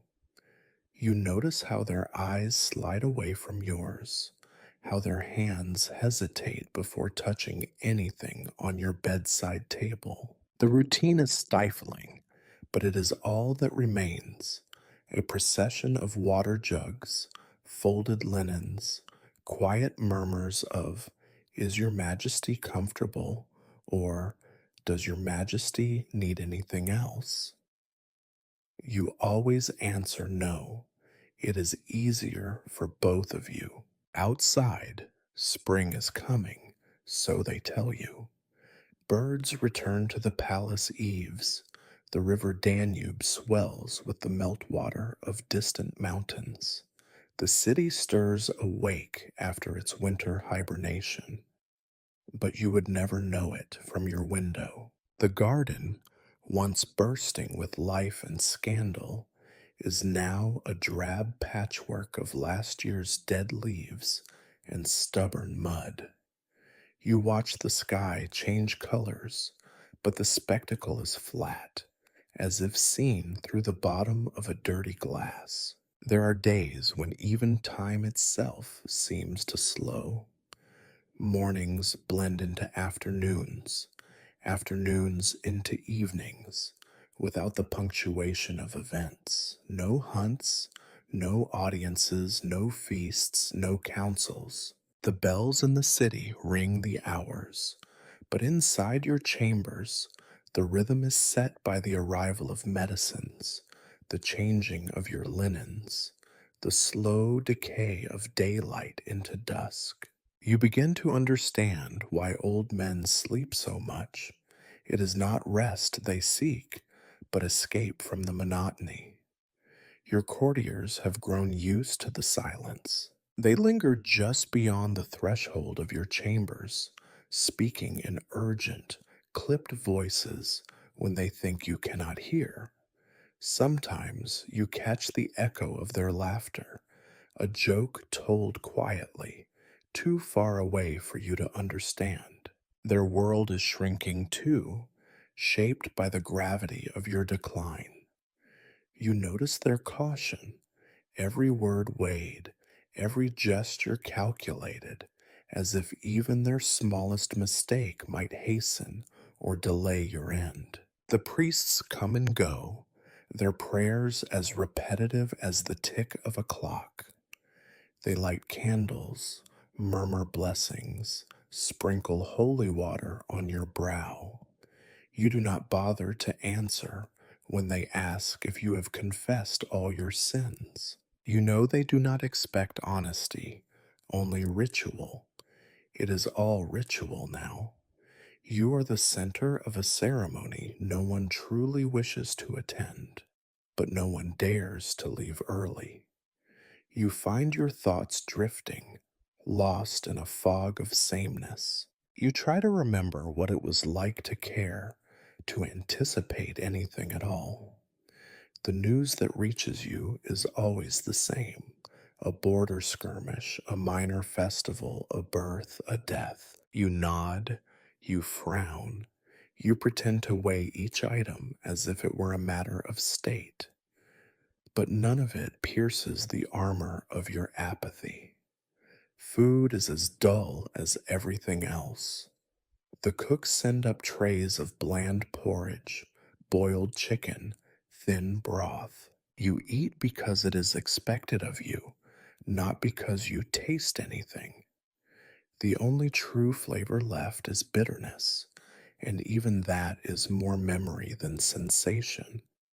The monotony is not just external, it invades your thoughts. You find yourself rehearsing the same regrets, the same what ifs, the same stories from your youth. You have exhausted the interesting parts of your own life, and now you are left with the leftovers: mundane details, small disappointments, the long gray corridors of memory. Even pain, which once felt vivid, has settled into a background drone, less a torment than a constant reminder that you are still, for now, alive. You come to understand why kings fear illness more than war or betrayal. There is no drama to this decline, no enemy to outwit, no sudden twist to redeem your suffering. Just the slow erasure of self, the transformation from king to patient, from subject of legend to object of routine. You start to wonder what people will remember when you are gone. Will anyone recall the color of your banners, the sound of your voice, the glint of your crown in sunlight? Or will you be just another entry in the record, a name, a date, a list of sons and battles and decrees? You have always suspected that history is written not by the victors, but by the survivors, and the survivors are tired, unimaginative men. At night, you lie awake and count the patterns in the cracks on your ceiling. You listen to the wind outside, the distant cry of an owl, the steady, monotonous tick of your own heart. It is all so ordinary, so unimpressive. You spent a life preparing for triumph and catastrophe, and instead you find yourself defeated by boredom. You imagine, sometimes, that the world outside your palace is just as dull, that everyone is simply waiting for something, anything, to happen. But you know this is not true. Somewhere, children are playing in the streets, lovers are meeting in secret, merchants are haggling over the price of salt. Life goes on, full of color and chaos and noise, but it goes on without you. You are no longer part of its story. You close your eyes and let the sameness wash over you. You have no more energy for resistance, no more illusions about glory or greatness. You are not the hero of an epic, nor the villain of a tragedy. You are simply a man waiting for the end, surrounded by a world that has forgotten how to surprise him. Once, your presence was not just expected at every festival and feast, it was required, the vital pulse that kept the court's heart beating. You remember the pageantry, the orchestration of music and dance, the roar of laughter echoing off marble and gold, the endless toasts in your honor. Your birthday, your victories, your saint's day, the birth of a new grandchild, the arrival of an allied envoy. Each event was transformed by the mere fact that you attended. People still talk about the feast you gave after the campaign in Galatia, the tables groaning with roast game, the fountains of wine, the tournament that ended only when dawn broke over a field littered with dented armor and sleeping squires. Now, as another festival season swells and subsides around you, you find yourself more spectator than sovereign. The echoes of music and laughter drift through the thick stone walls to your chamber, muffled and oddly distant, as if heard under water or in a dream. Occasionally, a servant offers to open your window or carry you to the hall in a chair, but you wave them away. You tell yourself that you are too tired, that it is undignified to appear in such a state, that you have more important matters to consider. The truth is less noble. You are simply not needed, and the absence feels heavier than any crown you ever wore. They hold the great spring feast without you. Through the curtains, you see lights blooming in the courtyard, torches and candles flickering in the twilight, and you remember how you once led the first dance, laughing as the musicians struggled to keep pace with your steps. Now you watch shadows spinning across the walls, glimpses of color and movement beyond your reach. A page brings you a plate from the high table, some token roast, a wedge of cheese, a honey cake. It is all cold by the time it arrives, and you push it away after a single, unsatisfying bite. The flavor is gone, along with the appetite. What you miss most is not the food, but the ceremony, the rising of the goblet, the spontaneous song, the chorus of voices raised together. You listen as the revelry winds down, the laughter growing ragged, the music slurring as wine claims its final victories. You remember when you were the last to leave the table, urging the cooks to bring another course, another story, another round. You remember holding court with your oldest friends, inventing toasts so long that the wine was gone before the words ended. Those friends are mostly gone now, taken by battle or age or distance, and their seats are filled by men who call you Majesty, with lips that never quite touch the cup. There are other celebrations. An embassy from Venice arrives, bearing gifts and promises. You are informed by letter, the foreign tongue translated by a bored secretary. Once you would have greeted them yourself, dazzling them with your wit or intimidating them with your temper. Instead, you send your eldest son to represent you. He returns with a careful report and a gift, a miniature portrait, some rare spices, a polite request for a favor you may or may not grant. You thank him and try to care, but his voice blends into the background noise of your own detachment. Your daughter is married in the chapel below your window. You hear the bells, the priest's droning Latin, the muffled cheer that erupts as the vows are made. You remember arranging your own wedding, the nervous pride, the feeling that everything important in the world depended on your blessing. Now, no one thinks to seek it. You are told about the wedding feast after it happens, and for a moment you consider asking to see the bride and groom. Then you decide against it. They will come to you when they need something. Until then, your presence is unnecessary. As the summer days grow longer, There are more feasts, more festivals, harvest celebrations, tournaments, holy days, the endless procession of court life. You watch them come and go, like the changing of the guard. There is a comfort, you suppose, in knowing that the machine of the kingdom continues without you.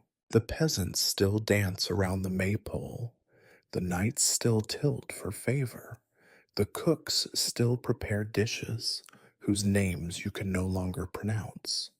The world is not waiting for you, and it does not notice your absence. At night, when the castle grows quiet again, you sometimes hear the younger courtiers talking in the hall below.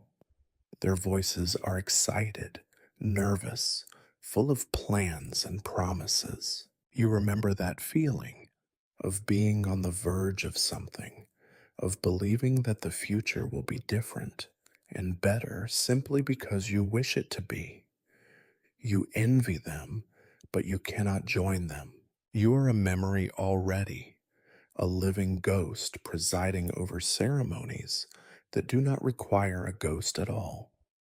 Your absence is a gift, you tell yourself. The court can relax. The intrigues can unfold without fear of your sudden intervention.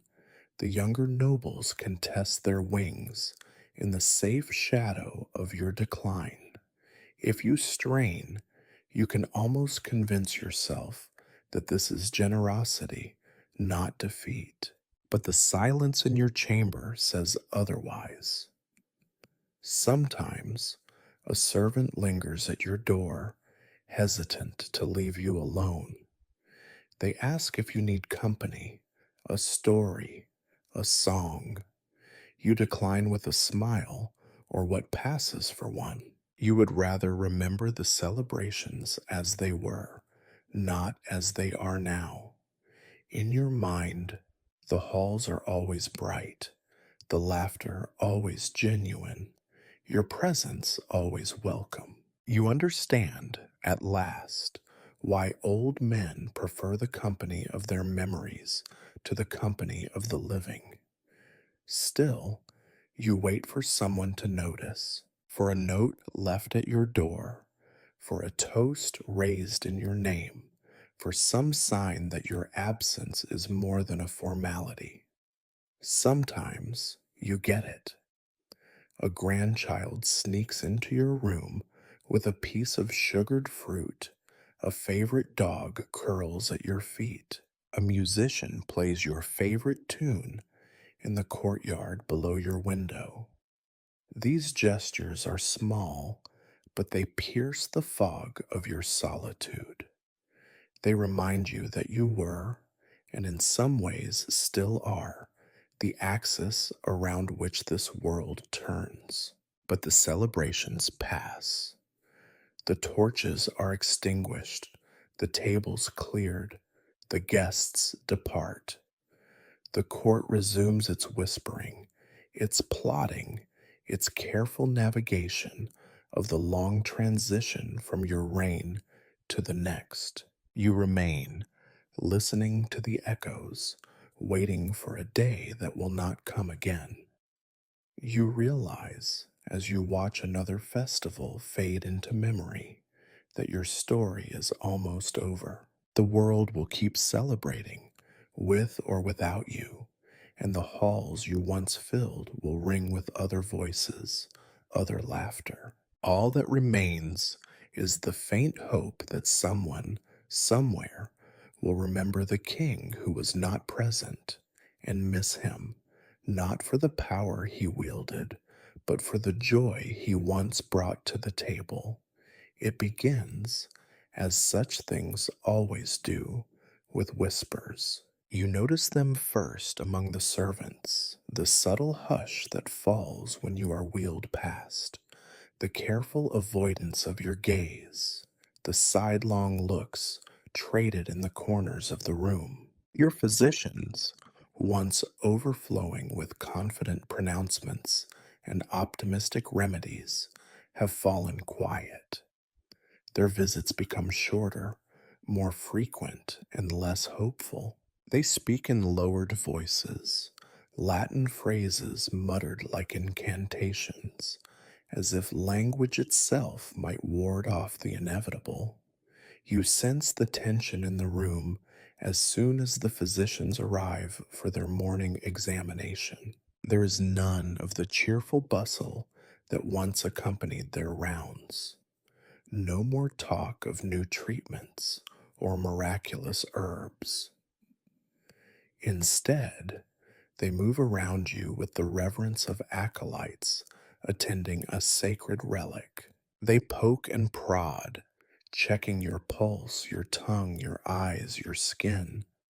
Their fingers are gentle, but their faces are grave. The eldest of them, a man you have known since your youth, looks at you with an expression that is at once apologetic and resigned. He no longer tries to explain your illness in terms of imbalanced humors or corrupted airs. Now, there is only the quiet certainty that you are nearing the end. Finally, as the examination ends, your counsel is summoned. Not all of them come at once. That would be too obvious, too undignified. Instead, they arrive in pairs and trios, their boots muffled by thick rugs, their voices subdued. The physicians address them in careful, measured tones.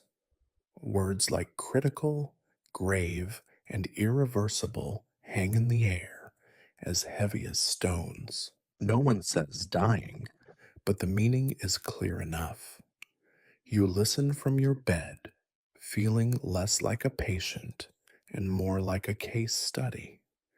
They talk about you as if you are not in the room at all. From that moment, the atmosphere in your chambers changes.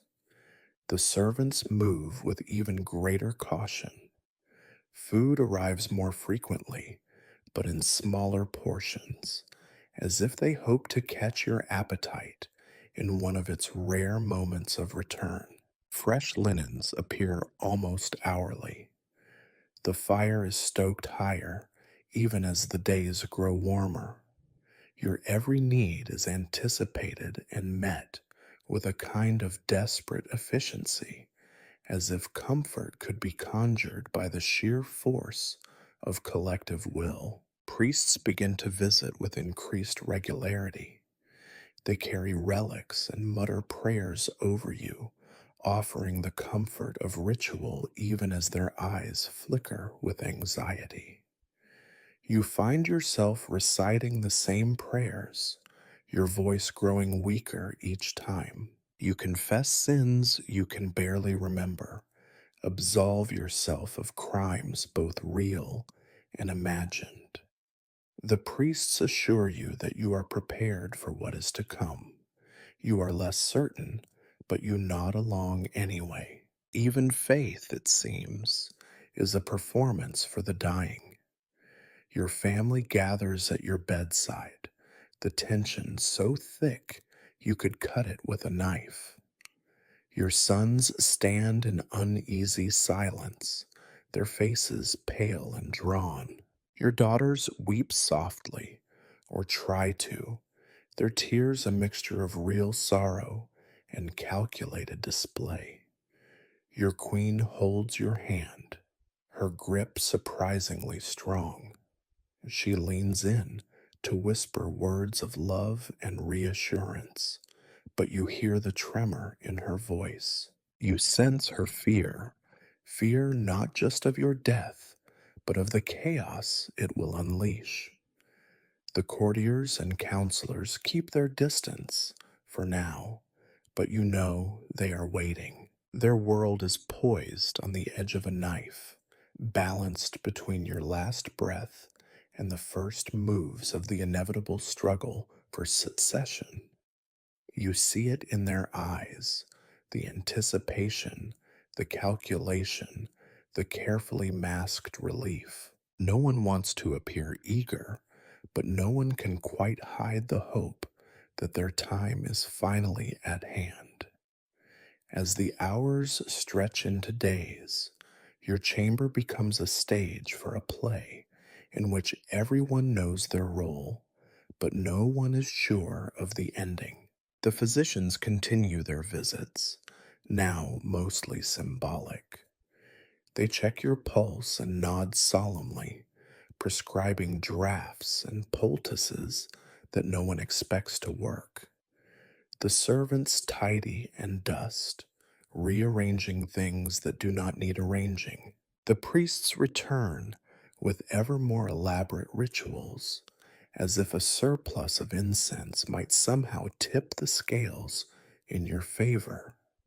You begin to feel strangely detached from it all. Your body, once a vessel of power and pride, is now the battleground for forces beyond your control. You watch yourself from a distance, a spectator at the spectacle of your own decline. The pain has dulled, replaced by a numbness that is both physical and emotional. You are tired, so tired that even despair feels out of reach. Occasionally, you catch snippets of conversation meant for other ears. "It will not be long now," someone murmurs in the corridor. "He looks worse today," another replies. They talk about your funeral, your succession, your legacy. You find it both comforting and absurd. For all the rituals and preparation, death remains a mystery, a private act that no amount of planning can truly dignify. You wonder sometimes what it would be like to simply slip away, to close your eyes and let the world recede, leaving behind only the faintest ripple. You are not afraid exactly, but neither are you eager. The prospect of rest is tempting, but the act of leaving is harder than you expected. There are still things unsaid, undone, unresolved, but you sense that the world is already moving on, that your part in the story is drawing to a close. The day comes when the chief physician bows before you, his eyes brimming with sorrow and something like relief. "Your Majesty," he says, "all that can be done has been done." The words hang in the air, final and irreversible. There is nothing left but waiting. You nod, too tired to respond. Around you, the rituals continue, the prayers, the tending, the endless, pointless kindnesses. The court outside your chamber holds its breath. Somewhere, the bells begin to toll for evening prayer. The kingdom prepares to mourn, even as it prepares to move on. You are ready, or as ready as anyone can be. You let the physicians go. You let the prayers wash over you. You close your eyes and let the hush settle around you, deeper than any silence you have ever known. The end, you realize, is not a moment, but a process, a slow unraveling, a fading into nothing. And in the stillness that follows, you understand at last that death is not an enemy to be fought, but a visitor to be received. You would think that a dying king could at least be allowed to die in peace, but power, you are reminded daily, does not relinquish its grip so easily. The state, as much a living creature as your own body, still requires your signature, your judgment, your seal, even now, as your breath comes in shallow gasps and your vision flickers at the edges. Men gather outside your chamber, their voices low and urgent, clutching papers and plans, as if these scraps of parchment could halt the slow advance of death. Each morning, you are presented with documents, edicts, decrees, proclamations, each one a relic of your authority, each one demanding a decision only you can give. The counselors come in pairs, speaking softly and moving slowly, as if afraid that a sudden noise might finish what disease has begun. They bring news of the realm, a dispute over a border village, a merchant guild's petition for new privileges, an abbey's request for more land. You listen, or pretend to, and find your mind drifting. Did you not settle this very same dispute last year? Are these the same guildsmen who promised undying loyalty for a royal favor, only to return now with new demands? It is as if time has folded in on itself, and you are trapped in an endless cycle of minor conflicts and half remembered promises. You summon the energy to sign where you must, trusting your most loyal scribes to record your intentions. Occasionally, your hand shakes so badly that the ink smears, your name running like water. The Chancellor reassures you your signature is still valid, still binding. For a moment, you wonder whether your trembling mark will become a relic, a prized possession for some future collector of royal memorabilia. You almost laugh at the thought, but your throat is too dry for humor. There are larger matters, of course, that cannot wait. The question of succession hangs over everything, a specter at the foot of your bed. Your sons, each one convinced of his own right, each one surrounded by advisers and flatterers, await your blessing, your final word. They visit you one by one, kneeling at your bedside, whispering their claims in voices thick with emotion and calculation. You listen as you have always listened and say little. Your silence is interpreted in a dozen different ways. Every nod, every glance, every half formed phrase is weighed and debated in the corridors outside your room. The Archbishop arrives with papers of his own, arrangements for your funeral, oaths of loyalty to be administered at your passing, instructions for the council in the first days after your death. You initial what you must, too tired to protest the morbid efficiency. The church is eager to assure a smooth transition, and you are expected to provide the moral authority, even as you lack the strength to sit upright without help. You notice how everyone refers to the succession as if it were a distant event, yet their eyes flick to the hourglass by your bedside, measuring not just your life, but the interval until their own ambitions may blossom. There are requests for clemency, for mercy, for last minute favors. Old enemies send envoys begging forgiveness. Distant cousins petition for forgotten estates.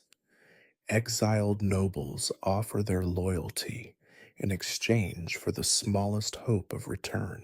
You feel as if your death is already a fact, and you are being asked to tidy up the estate before your departure. Your decisions, once proclamations that shaped the destiny of nations, now feel like little more than bureaucratic chores. In rare moments of clarity, you recall how, years ago, you would have relished these final decisions. There was power in knowing that your word was law, that your will would outlast your flesh. Now, that power feels hollow, a shadow of the man you were. You recognize, with a weary sort of amusement, that your most important act as king is to make your own absence manageable for everyone else. Your queen sits beside you as you initial yet another set of documents. She asks if you wish to dictate any final message, a declaration to be read after your passing. You think for a long time. What could you possibly say that would not be twisted, debated, weaponized by those left behind? In the end, you mutter something about peace and unity, words so bland and safe that even your most ambitious son could not object. It is not a legacy. It is a compromise. Late at night, when the candles gutter low and the palace grows quiet, you lie awake thinking of the decisions you cannot make, the balances you cannot restore. You wonder if you have chosen the right heir, if you have made peace with your rivals, if you have done enough to secure the future of your house. You imagine the council meeting after your death, the arguments, the accusations, the subtle rewriting of your last words. You know that whatever you decide now will be disputed, reinterpreted, perhaps even ignored. Such is the fate of a king whose power ends with the stroke of a pen. The last official act comes one morning when you are barely awake. The chancellor enters with a final decree, the appointment of a regent until your heir is of age. You summon what little authority remains and affix your trembling signature. The chancellor bows, murmuring gratitude, and you realize that this, more than any battle or treaty or festival, is your true farewell to the world of politics. The papers are gathered, the counselors file out, the doors close. The weight of the kingdom, which you have carried for so long, lifts from your shoulders. In its place is a strange emptiness, a quiet that is almost a comfort. You are no longer the source of decisions, no longer the axis upon which the kingdom turns. You are free at last to be just a man waiting for the end. You close your eyes and the world recedes. For the first time in memory, there are no questions left to answer, no disputes left to settle, no power left to wield. You feel lighter, almost peaceful. The state, you realize, will go on without you. The kingdom will survive its king, as it always has, and your final decisions, important or trivial, wise or foolish, will soon be only echoes in the long corridors of history. No one truly prepares you for this part. All the sermons, all the legends, all the warnings offered to kings since time began, they tell you how to die with dignity, how to make your peace, how to meet the end with the grace befitting a sovereign. None of them mention the sheer monotony of dying, nor the silent wrestling match that takes place in the lonely hours when the court is quiet and the only witness is your own unraveling mind. You are surprised to discover how much of your final days is spent in a state between emotions. There are moments when you are certain you fear death, when the cold sweat beads on your brow and the blackness beyond the edge of consciousness yawns like a pit. These are not the theatrical terrors you imagined as a child. No skeletons, no fire, no divine judgment.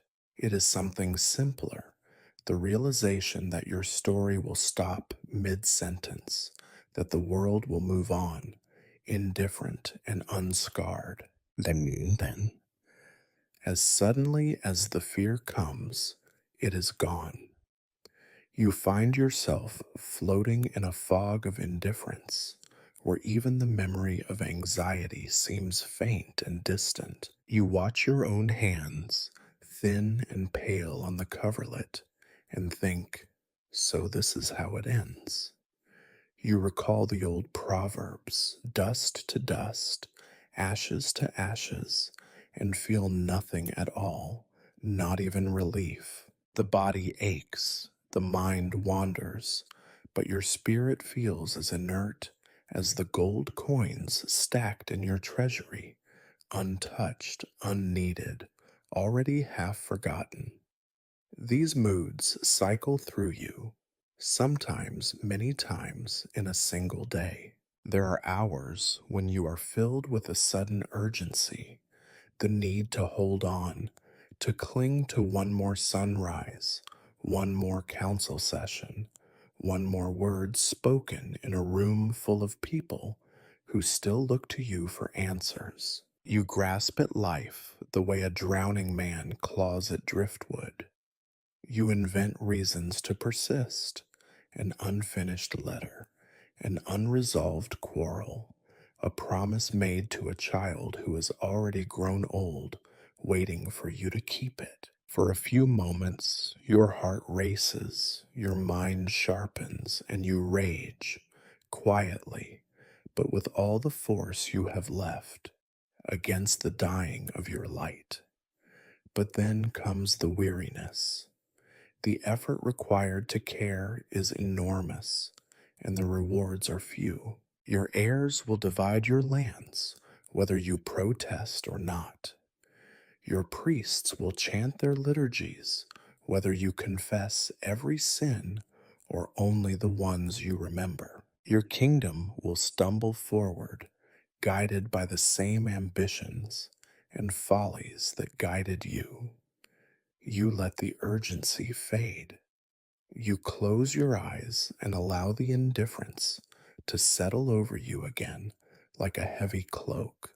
Perhaps this is the beginning of acceptance. Perhaps it is only exhaustion. You remember the young man you once were, so certain that death was the enemy to be outwitted or outrun. You recall those moments on the battlefield when you faced the real possibility of sudden oblivion and found that fear gave you strength. But this is different. There is no enemy here, no trumpet's call, no flag to rally behind. The battle is over before it even begins. Your foe is formless, silent, patient.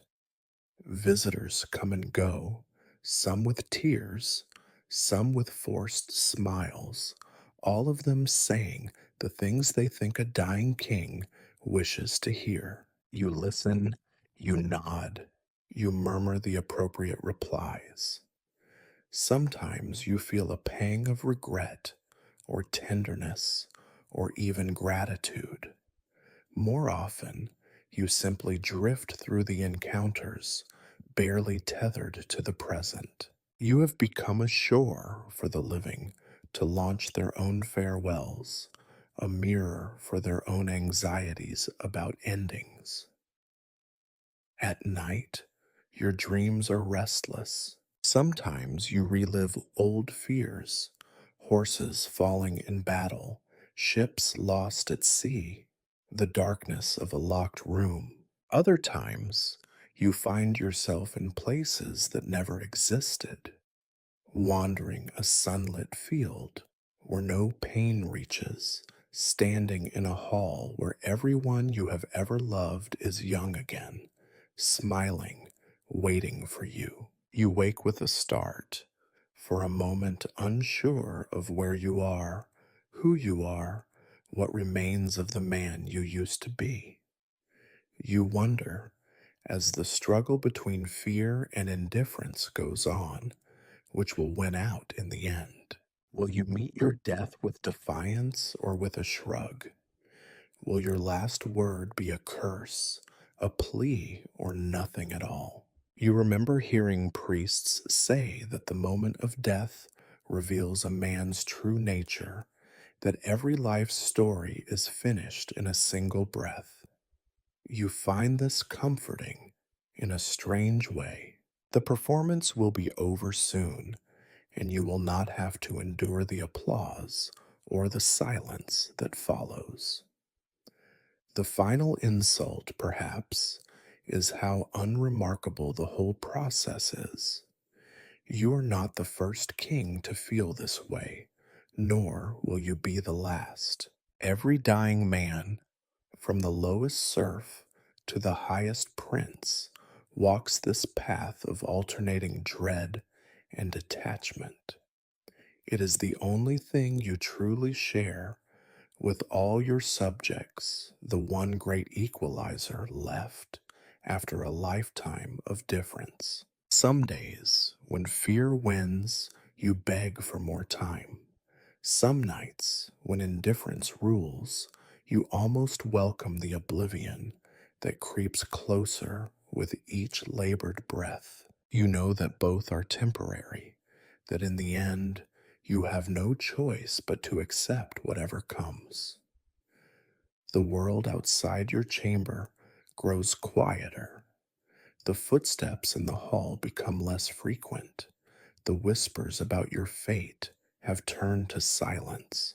In the last moments, you realize that the struggle itself was the point, not the resolution.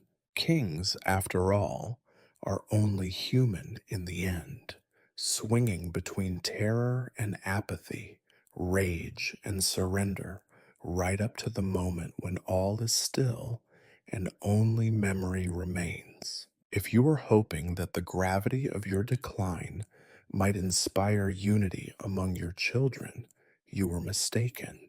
In truth, your fading has become the catalyst for a new season of maneuvering, open and shameless, carried out in the shadow of your deathbed, with all the tact and subtlety that noble blood can muster. You are not surprised. You have seen it before, and not only in other houses. In your own father's last days, you watched as brothers and cousins rehearsed their claims with forced smiles and whispered alliances, each certain that destiny, by which they meant your father's will, favored them. You see it now in your own sons' faces. Not sorrow, but calculation. At first, the discussions were couched in the language of concern. What would father want? One of them would ask, as if the answer could be discovered through sufficient repetition. The others would murmur their agreement, and then, within the hour, be seen consulting with their allies, assembling councils, dispatching envoys. Now, as your condition worsens and the court's patience grows thin, the gloves are off. Every hallway, every antechamber, every alcove has become a venue for negotiation. You are aware of these conferences, despite their best efforts at secrecy. Your attendants are loyal, but not mute. Even the walls seem to carry tales. You overhear the edges of arguments, raised voices in the dead of night, the scrape of boots on cold stone, the sudden, brittle laughter that follows a forced compromise. Sometimes your children are careless enough to squabble within earshot, forgetting for a moment that you are not deaf, only dying. It is always the same: property, titles, allegiances, promises traded and broken with dizzying speed. The great estates are the main prize. You can hear your eldest arguing for his due as firstborn, his voice swelling with the conviction that the law, tradition, and above all, your love, should deliver him everything. Another son, sharper and quieter, seeks alliances with key counselors, ensuring that even if he does not rule, nothing will be accomplished without his consent. Your younger children jockey for whatever scraps are left: castles, lands, dowries, the promise of future posts or marriages. The daughters, too, play their part, less obvious but no less ambitious. They press their husbands' cases, broker alliances between rival camps, remind everyone of ancient agreements and overlooked claims. You remember when they were small enough to sit on your knee, demanding nothing but stories. Now their words are measured, and their eyes dart between rivals, reading every flicker of emotion for weakness. It would almost be amusing were you not the principal casualty. The process is ruthless, but not without a certain logic. Kingdoms, you have learned, are not held together by affection, but by interests. Your children understand this better than you ever wanted them to. They do not waste time pretending otherwise. Occasionally, one or another will visit you, speaking softly of unity, assuring you that they seek only what is best for the realm and their siblings. You smile and nod, making vague noises of encouragement, well aware that these words are for show. Each child imagines you will bless their cause. Each is certain, deep down, that you love them best. You have been a king long enough to know how useful such illusions can be. Your courtiers, meanwhile, are quick to align themselves with the likely victors. Old alliances are revived, new ones forged in candlelit rooms. The bishop makes his rounds, listening to promises and delivering his own thinly veiled threats. Foreign ambassadors hover at the edges, eager to back the future winner, but careful not to choose too soon. The palace has become a market, and your legacy the principal item for sale. You cannot decide whether to intervene or to let the chaos run its course. There was a time when your word would have silenced every argument. Now, your authority is just another asset to be claimed and bartered. When you do speak, your children listen with the respectful attention owed to the dying, then return to their schemes as soon as your eyes close. You wonder if your father felt the same way, if he too recognized the futility of trying to bind the future from a sickbed. At night, you hear your name invoked in every argument, your intentions parsed and twisted, your past decisions weaponized in support of conflicting ambitions. It is a strange sort of immortality, this continued relevance in the quarrels of the living. You realize, with a mix of irony and regret, that you are most powerful now as an object of dispute rather than as a source of wisdom. Sometimes you imagine a different ending, one in which your children are united by grief, brought together by love, or a shared sense of duty. But such stories belong in sermons, not in royal palaces. Power is rarely inherited gracefully. It is seized, clawed over, negotiated at sword point, or, failing that, by the relentless application of ink and parchment. Your own role in the drama is shrinking. You are less a father now than a territory to be divided. You feel a pang of bitterness, quickly followed by resignation. Perhaps this is as it should be. Kingdoms outlast their kings, families, their fathers. The best you can hope for is that the divisions will be bloodless, that the lands will prosper, that your name will be spoken kindly, if only for the sake of future alliances. In rare moments of clarity, you bless them all, even as you know they are already busy carving up your world. In less generous moods, you wish for a miracle that will force them to confront their own mortality, to see how little these prizes matter when measured against the certainty of the end. But miracles are for the healthy. The dying are left with reality, and the reality is that your children, who once clung to your knees, now stand over your legacy like butchers at a carcass. It is not tragic, it is simply the way of things. You close your eyes and let their voices wash over you, an inheritance of noise, ambition, and the certainty that life and power will always go on without you.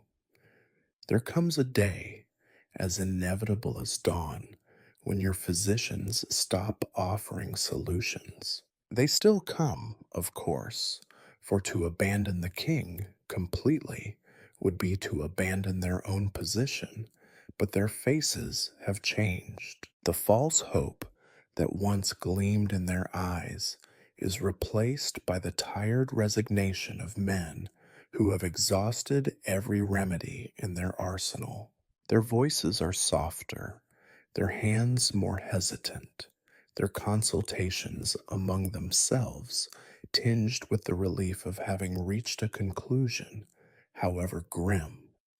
You recognize the change even before they make their announcements. The routine persists, pulse taken, tongue inspected, the gentle pressing of fingers against your wrist, chest, and stomach.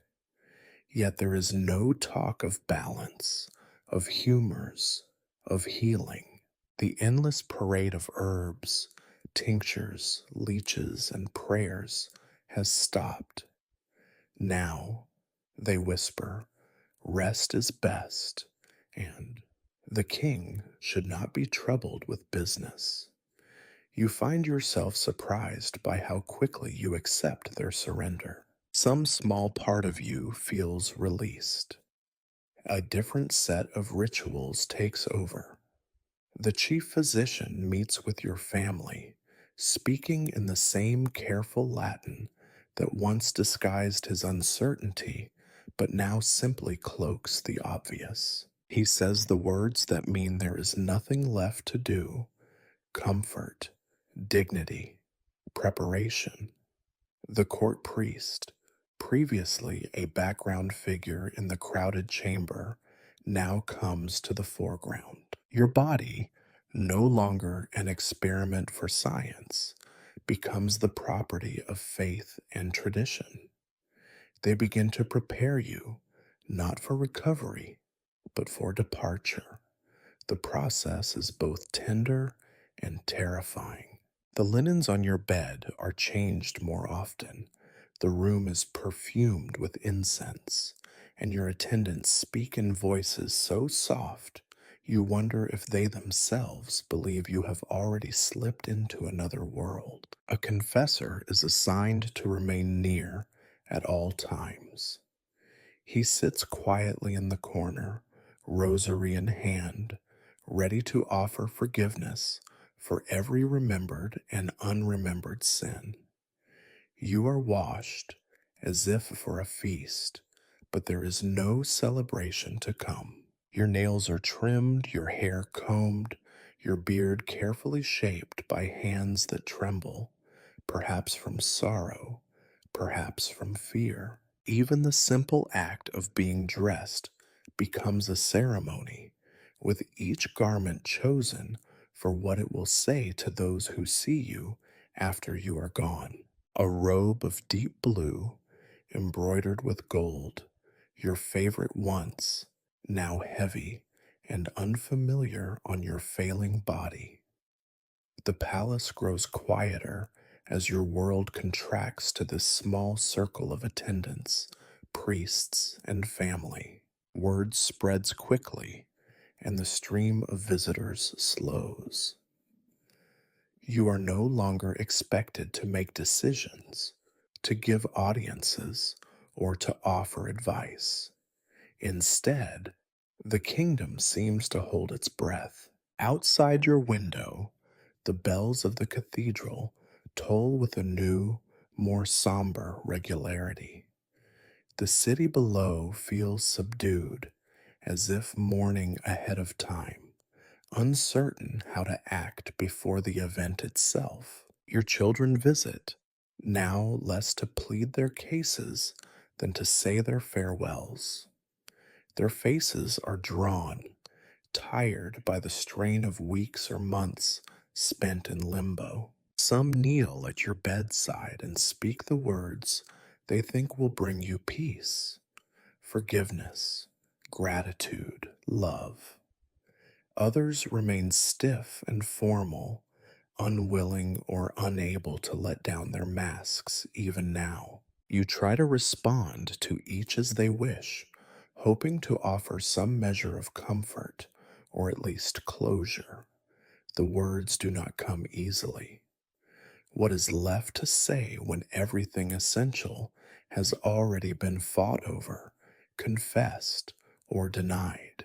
Your queen sits with you for hours, her hand in yours, her eyes dry but red rimmed. She speaks very little. The silence between you is heavier and more honest than any conversation. You remember the early days of your marriage, the years of shared labor and unspoken alliance. Now, at the end, you are bound together by nothing but the reality of parting. It is a comfort of a sort. The priests perform the rites of the dying, each with its own gravity and history. You are anointed with oil, the sign of the cross traced on your forehead, your lips, your chest. Prayers are murmured, some familiar, some not. The confessor invites you to speak, and you do, offering what confessions you can remember, leaving the rest to mercy.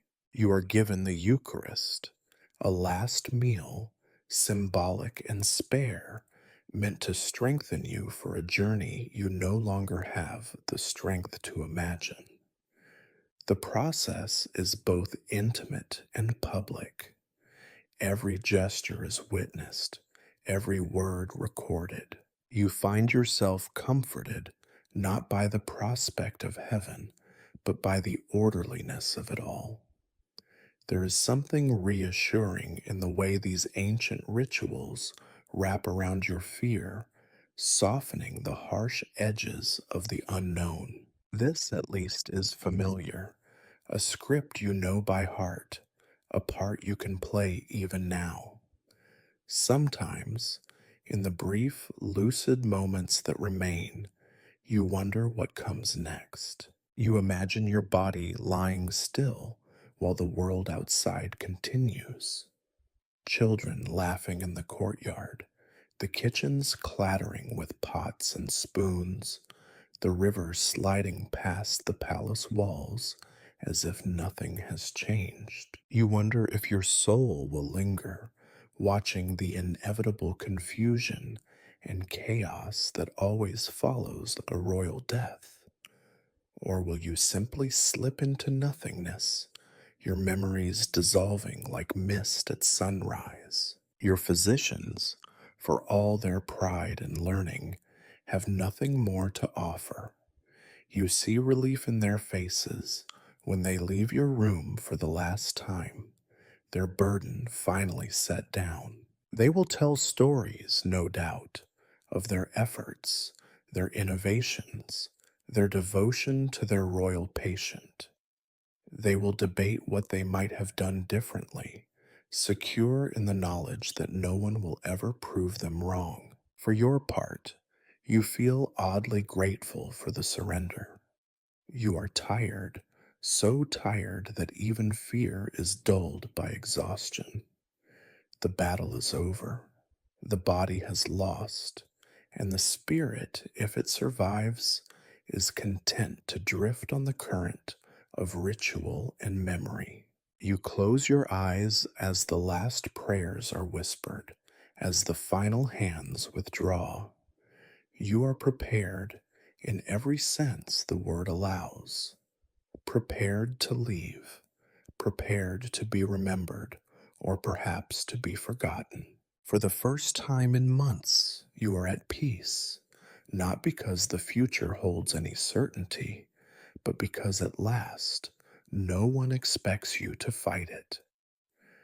There are hours at the end that seem to exist outside of time.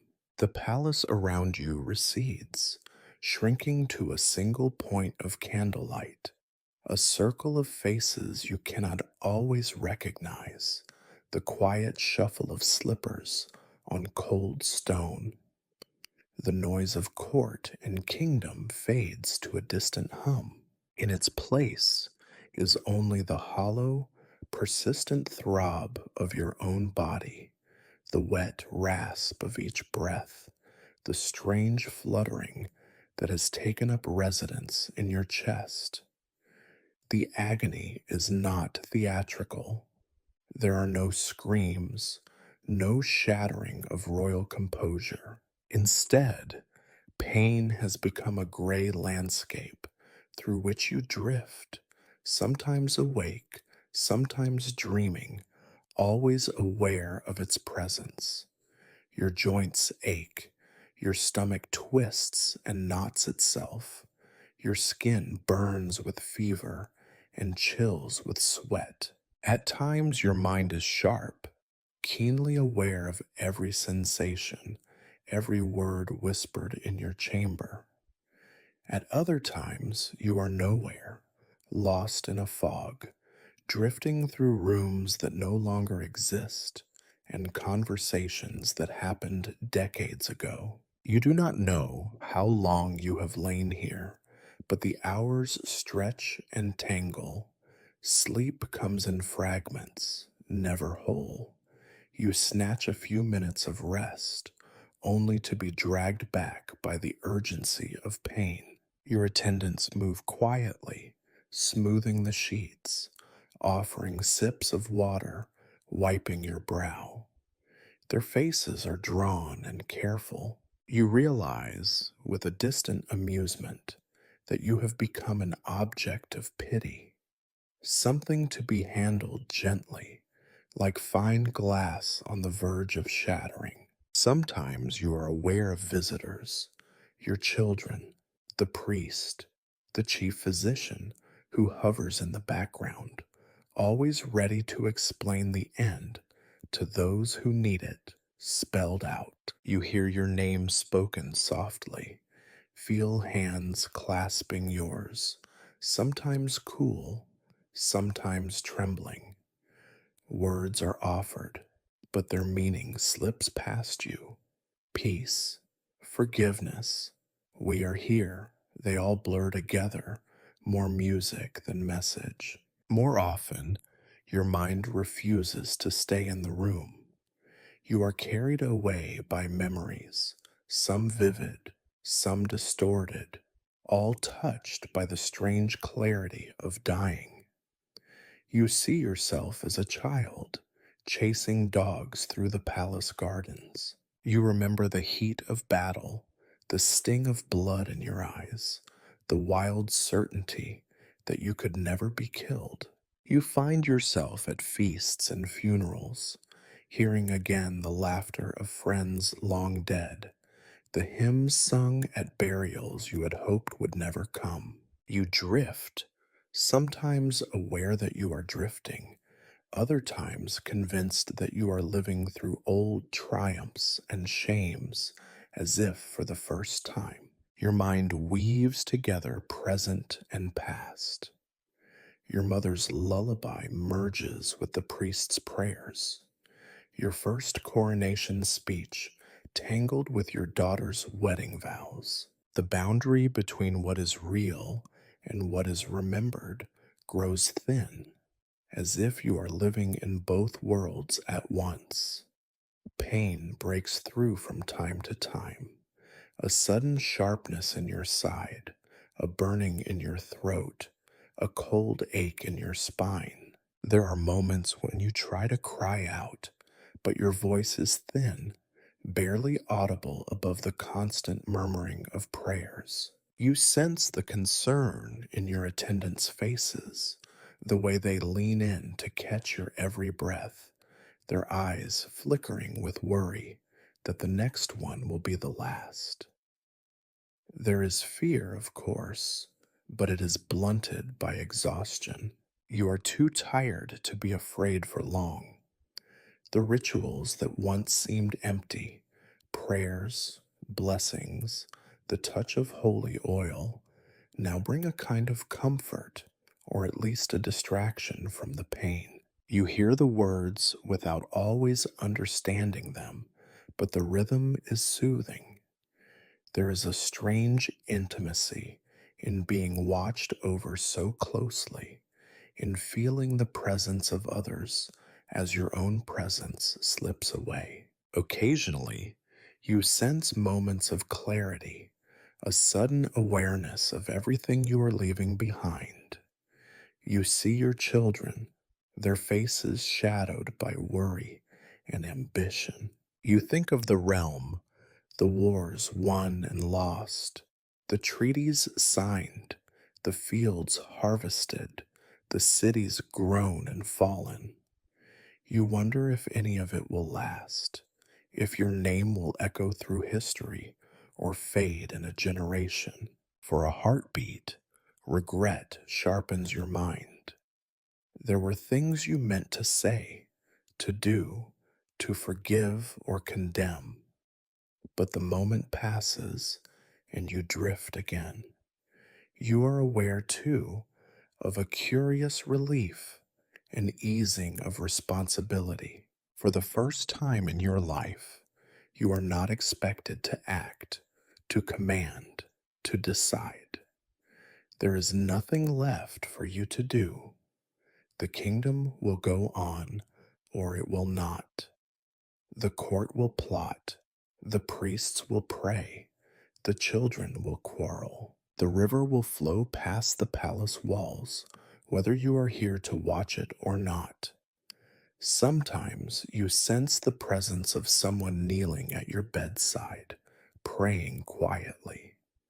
You do not always know who it is. You wish you could comfort them, tell them it is all right, that you are ready. But your body will not obey. Your breath comes slower now, more ragged, each inhalation a small battle. There are long moments when you wonder if this is the last, if the world will end with the next exhale. The line between sleep and waking disappears. You slip in and out of dreams that feel more real than the world around you. At times you see a light, soft and inviting. At other times, only darkness, heavy and complete. You think perhaps that both would be a relief. And then, in one of those quiet, half-forgotten hours, you realize there is nothing more to hold on to. The pain has faded to a distant ache, the world to a single point of sound and shadow. You do not know the moment when you finally let go. There is no drama, no final speech, no thunderclap of realization. There is simply a long, gentle unraveling, a slow surrender to the inevitable. And when it is done, the world moves on, quietly, as if nothing remarkable has happened at all. It ends, not with trumpets or weeping, but with silence, a silence so profound that even the ever-present whisper of the palace is stilled. For hours, or perhaps only moments, time has lost meaning in this room. Those who remain wait and listen, searching for some sign, some final breath, some word that will give shape to your passing. None comes. The air grows thick with anticipation, and then, almost immediately, with anticlimax. For all the ritual and preparation, death arrives with a shrug. The faces around your bed are drawn, both with sorrow and with relief. Some weep quietly for themselves as much as for you. Others stand rigid, already calculating the next move, their mourning an obligation, a prelude to the real work of the future. The priest murmurs a final blessing, tracing the sign of the cross over your brow, lips moving with words so well rehearsed that they might as well be spoken to the stones. He assures those present that your soul is commended to God, that the pains of the body are at last ended. In this, at least, there is a small comfort, the certainty that whatever else comes next, the suffering is over. The servants begin their work, quietly efficient, as if cleaning up after a long, tedious feast. They close your eyes, wash your hands, arrange your limbs so that you look more kingly in death than you did in those last fevered hours. Someone draws the curtains, shutting out the gray morning light. The bells begin to toll slowly, one after another, their sound rolling through the city, announcing what everyone already knew was inevitable. The news ripples outward through the palace corridors, across the city squares, into the far-flung villages that make up your kingdom. The king is dead. Outside your chamber, the routines of the palace stutter for a moment, then resume. Courtiers move with new purpose. Messengers run through the halls with sealed letters. The council convenes in urgent whispers. There is a flurry of activity, succession to affirm, rivalries to settle, property to secure. For a day, perhaps two, the city is subdued, caught between the old order and the new. The markets are quieter, the taverns hum with speculation and the first cautious toasts to your heir. Then, imperceptibly, the rhythm of life returns. Children play in the alleys, dogs bark, merchants quarrel over prices. The world, which you once imagined would pause at your passing, does not so much as stumble. Your family moves through their prescribed roles. Your sons stand beside your body, grave and composed, already casting furtive glances at each other as they consider the future. Your daughters veil their faces, weeping with varying degrees of sincerity. The queen sits silently for a time, her eyes unreadable, and then withdraws to the quiet rooms reserved for royal widows. There are formalities to observe, traditions to uphold, appearances to maintain. Grief, like everything else, is orchestrated with care. The court chroniclers are summoned, their pens scratching as they draft the official account. They note the dignified end, the presence of all the proper witnesses, the prayers spoken, the relics kissed. They record your virtues with respectful restraint and your failings with even greater tact. A life of decades, reduced to a handful of paragraphs, carefully shaped for posterity. In this, as in so much else, the truth is less important than the appearance. The funeral is arranged with all the pomp you would have expected. Nobles arrive from every corner of the realm, dressed in mourning black, their faces solemn and attentive. Priests chant the old prayers. The incense hangs heavy in the air. The banners droop in the damp spring wind. Your body is carried to the cathedral in a procession as slow and stately as history itself, each step a reminder of your absence. The people line the streets, some crossing themselves, others merely curious, a few openly relieved. Grief and spectacle mixed in equal measure.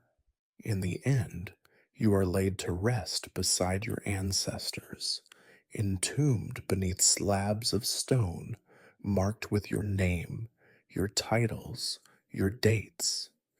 The prayers fade, the candles gutter out, the city returns to itself, and your memory recedes into the background noise of history.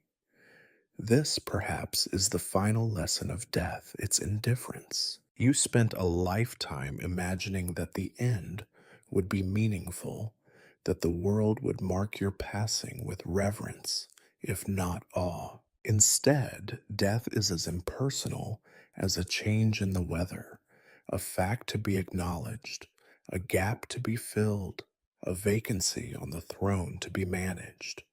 You are mourned, yes, but briefly. Life insists on itself, stubborn and insistent, sweeping aside even the memory of kings. Perhaps, in the quiet that follows, you would find some comfort in this. The pain is gone, the burdens lifted, the world continues as it always has, careless, beautiful, indifferent. You have joined the countless rulers who came before, your story swallowed by time, your deeds, good and bad, blurred into legend or forgotten altogether. In the end, you realize you were never the center of the story. Not really. You were a chapter, a sentence, sometimes just a footnote. The river flows on. The bells toll for another. The kingdom endures. Death claims its due, and the living return to their own concerns. And if there is a final mercy, it is this: you are at last free from caring. Death does not honor kings, nor does it scorn them. It comes to all equally and without ceremony. The story closes, the light fades, and all that remains is the gentle, eternal indifference of the world.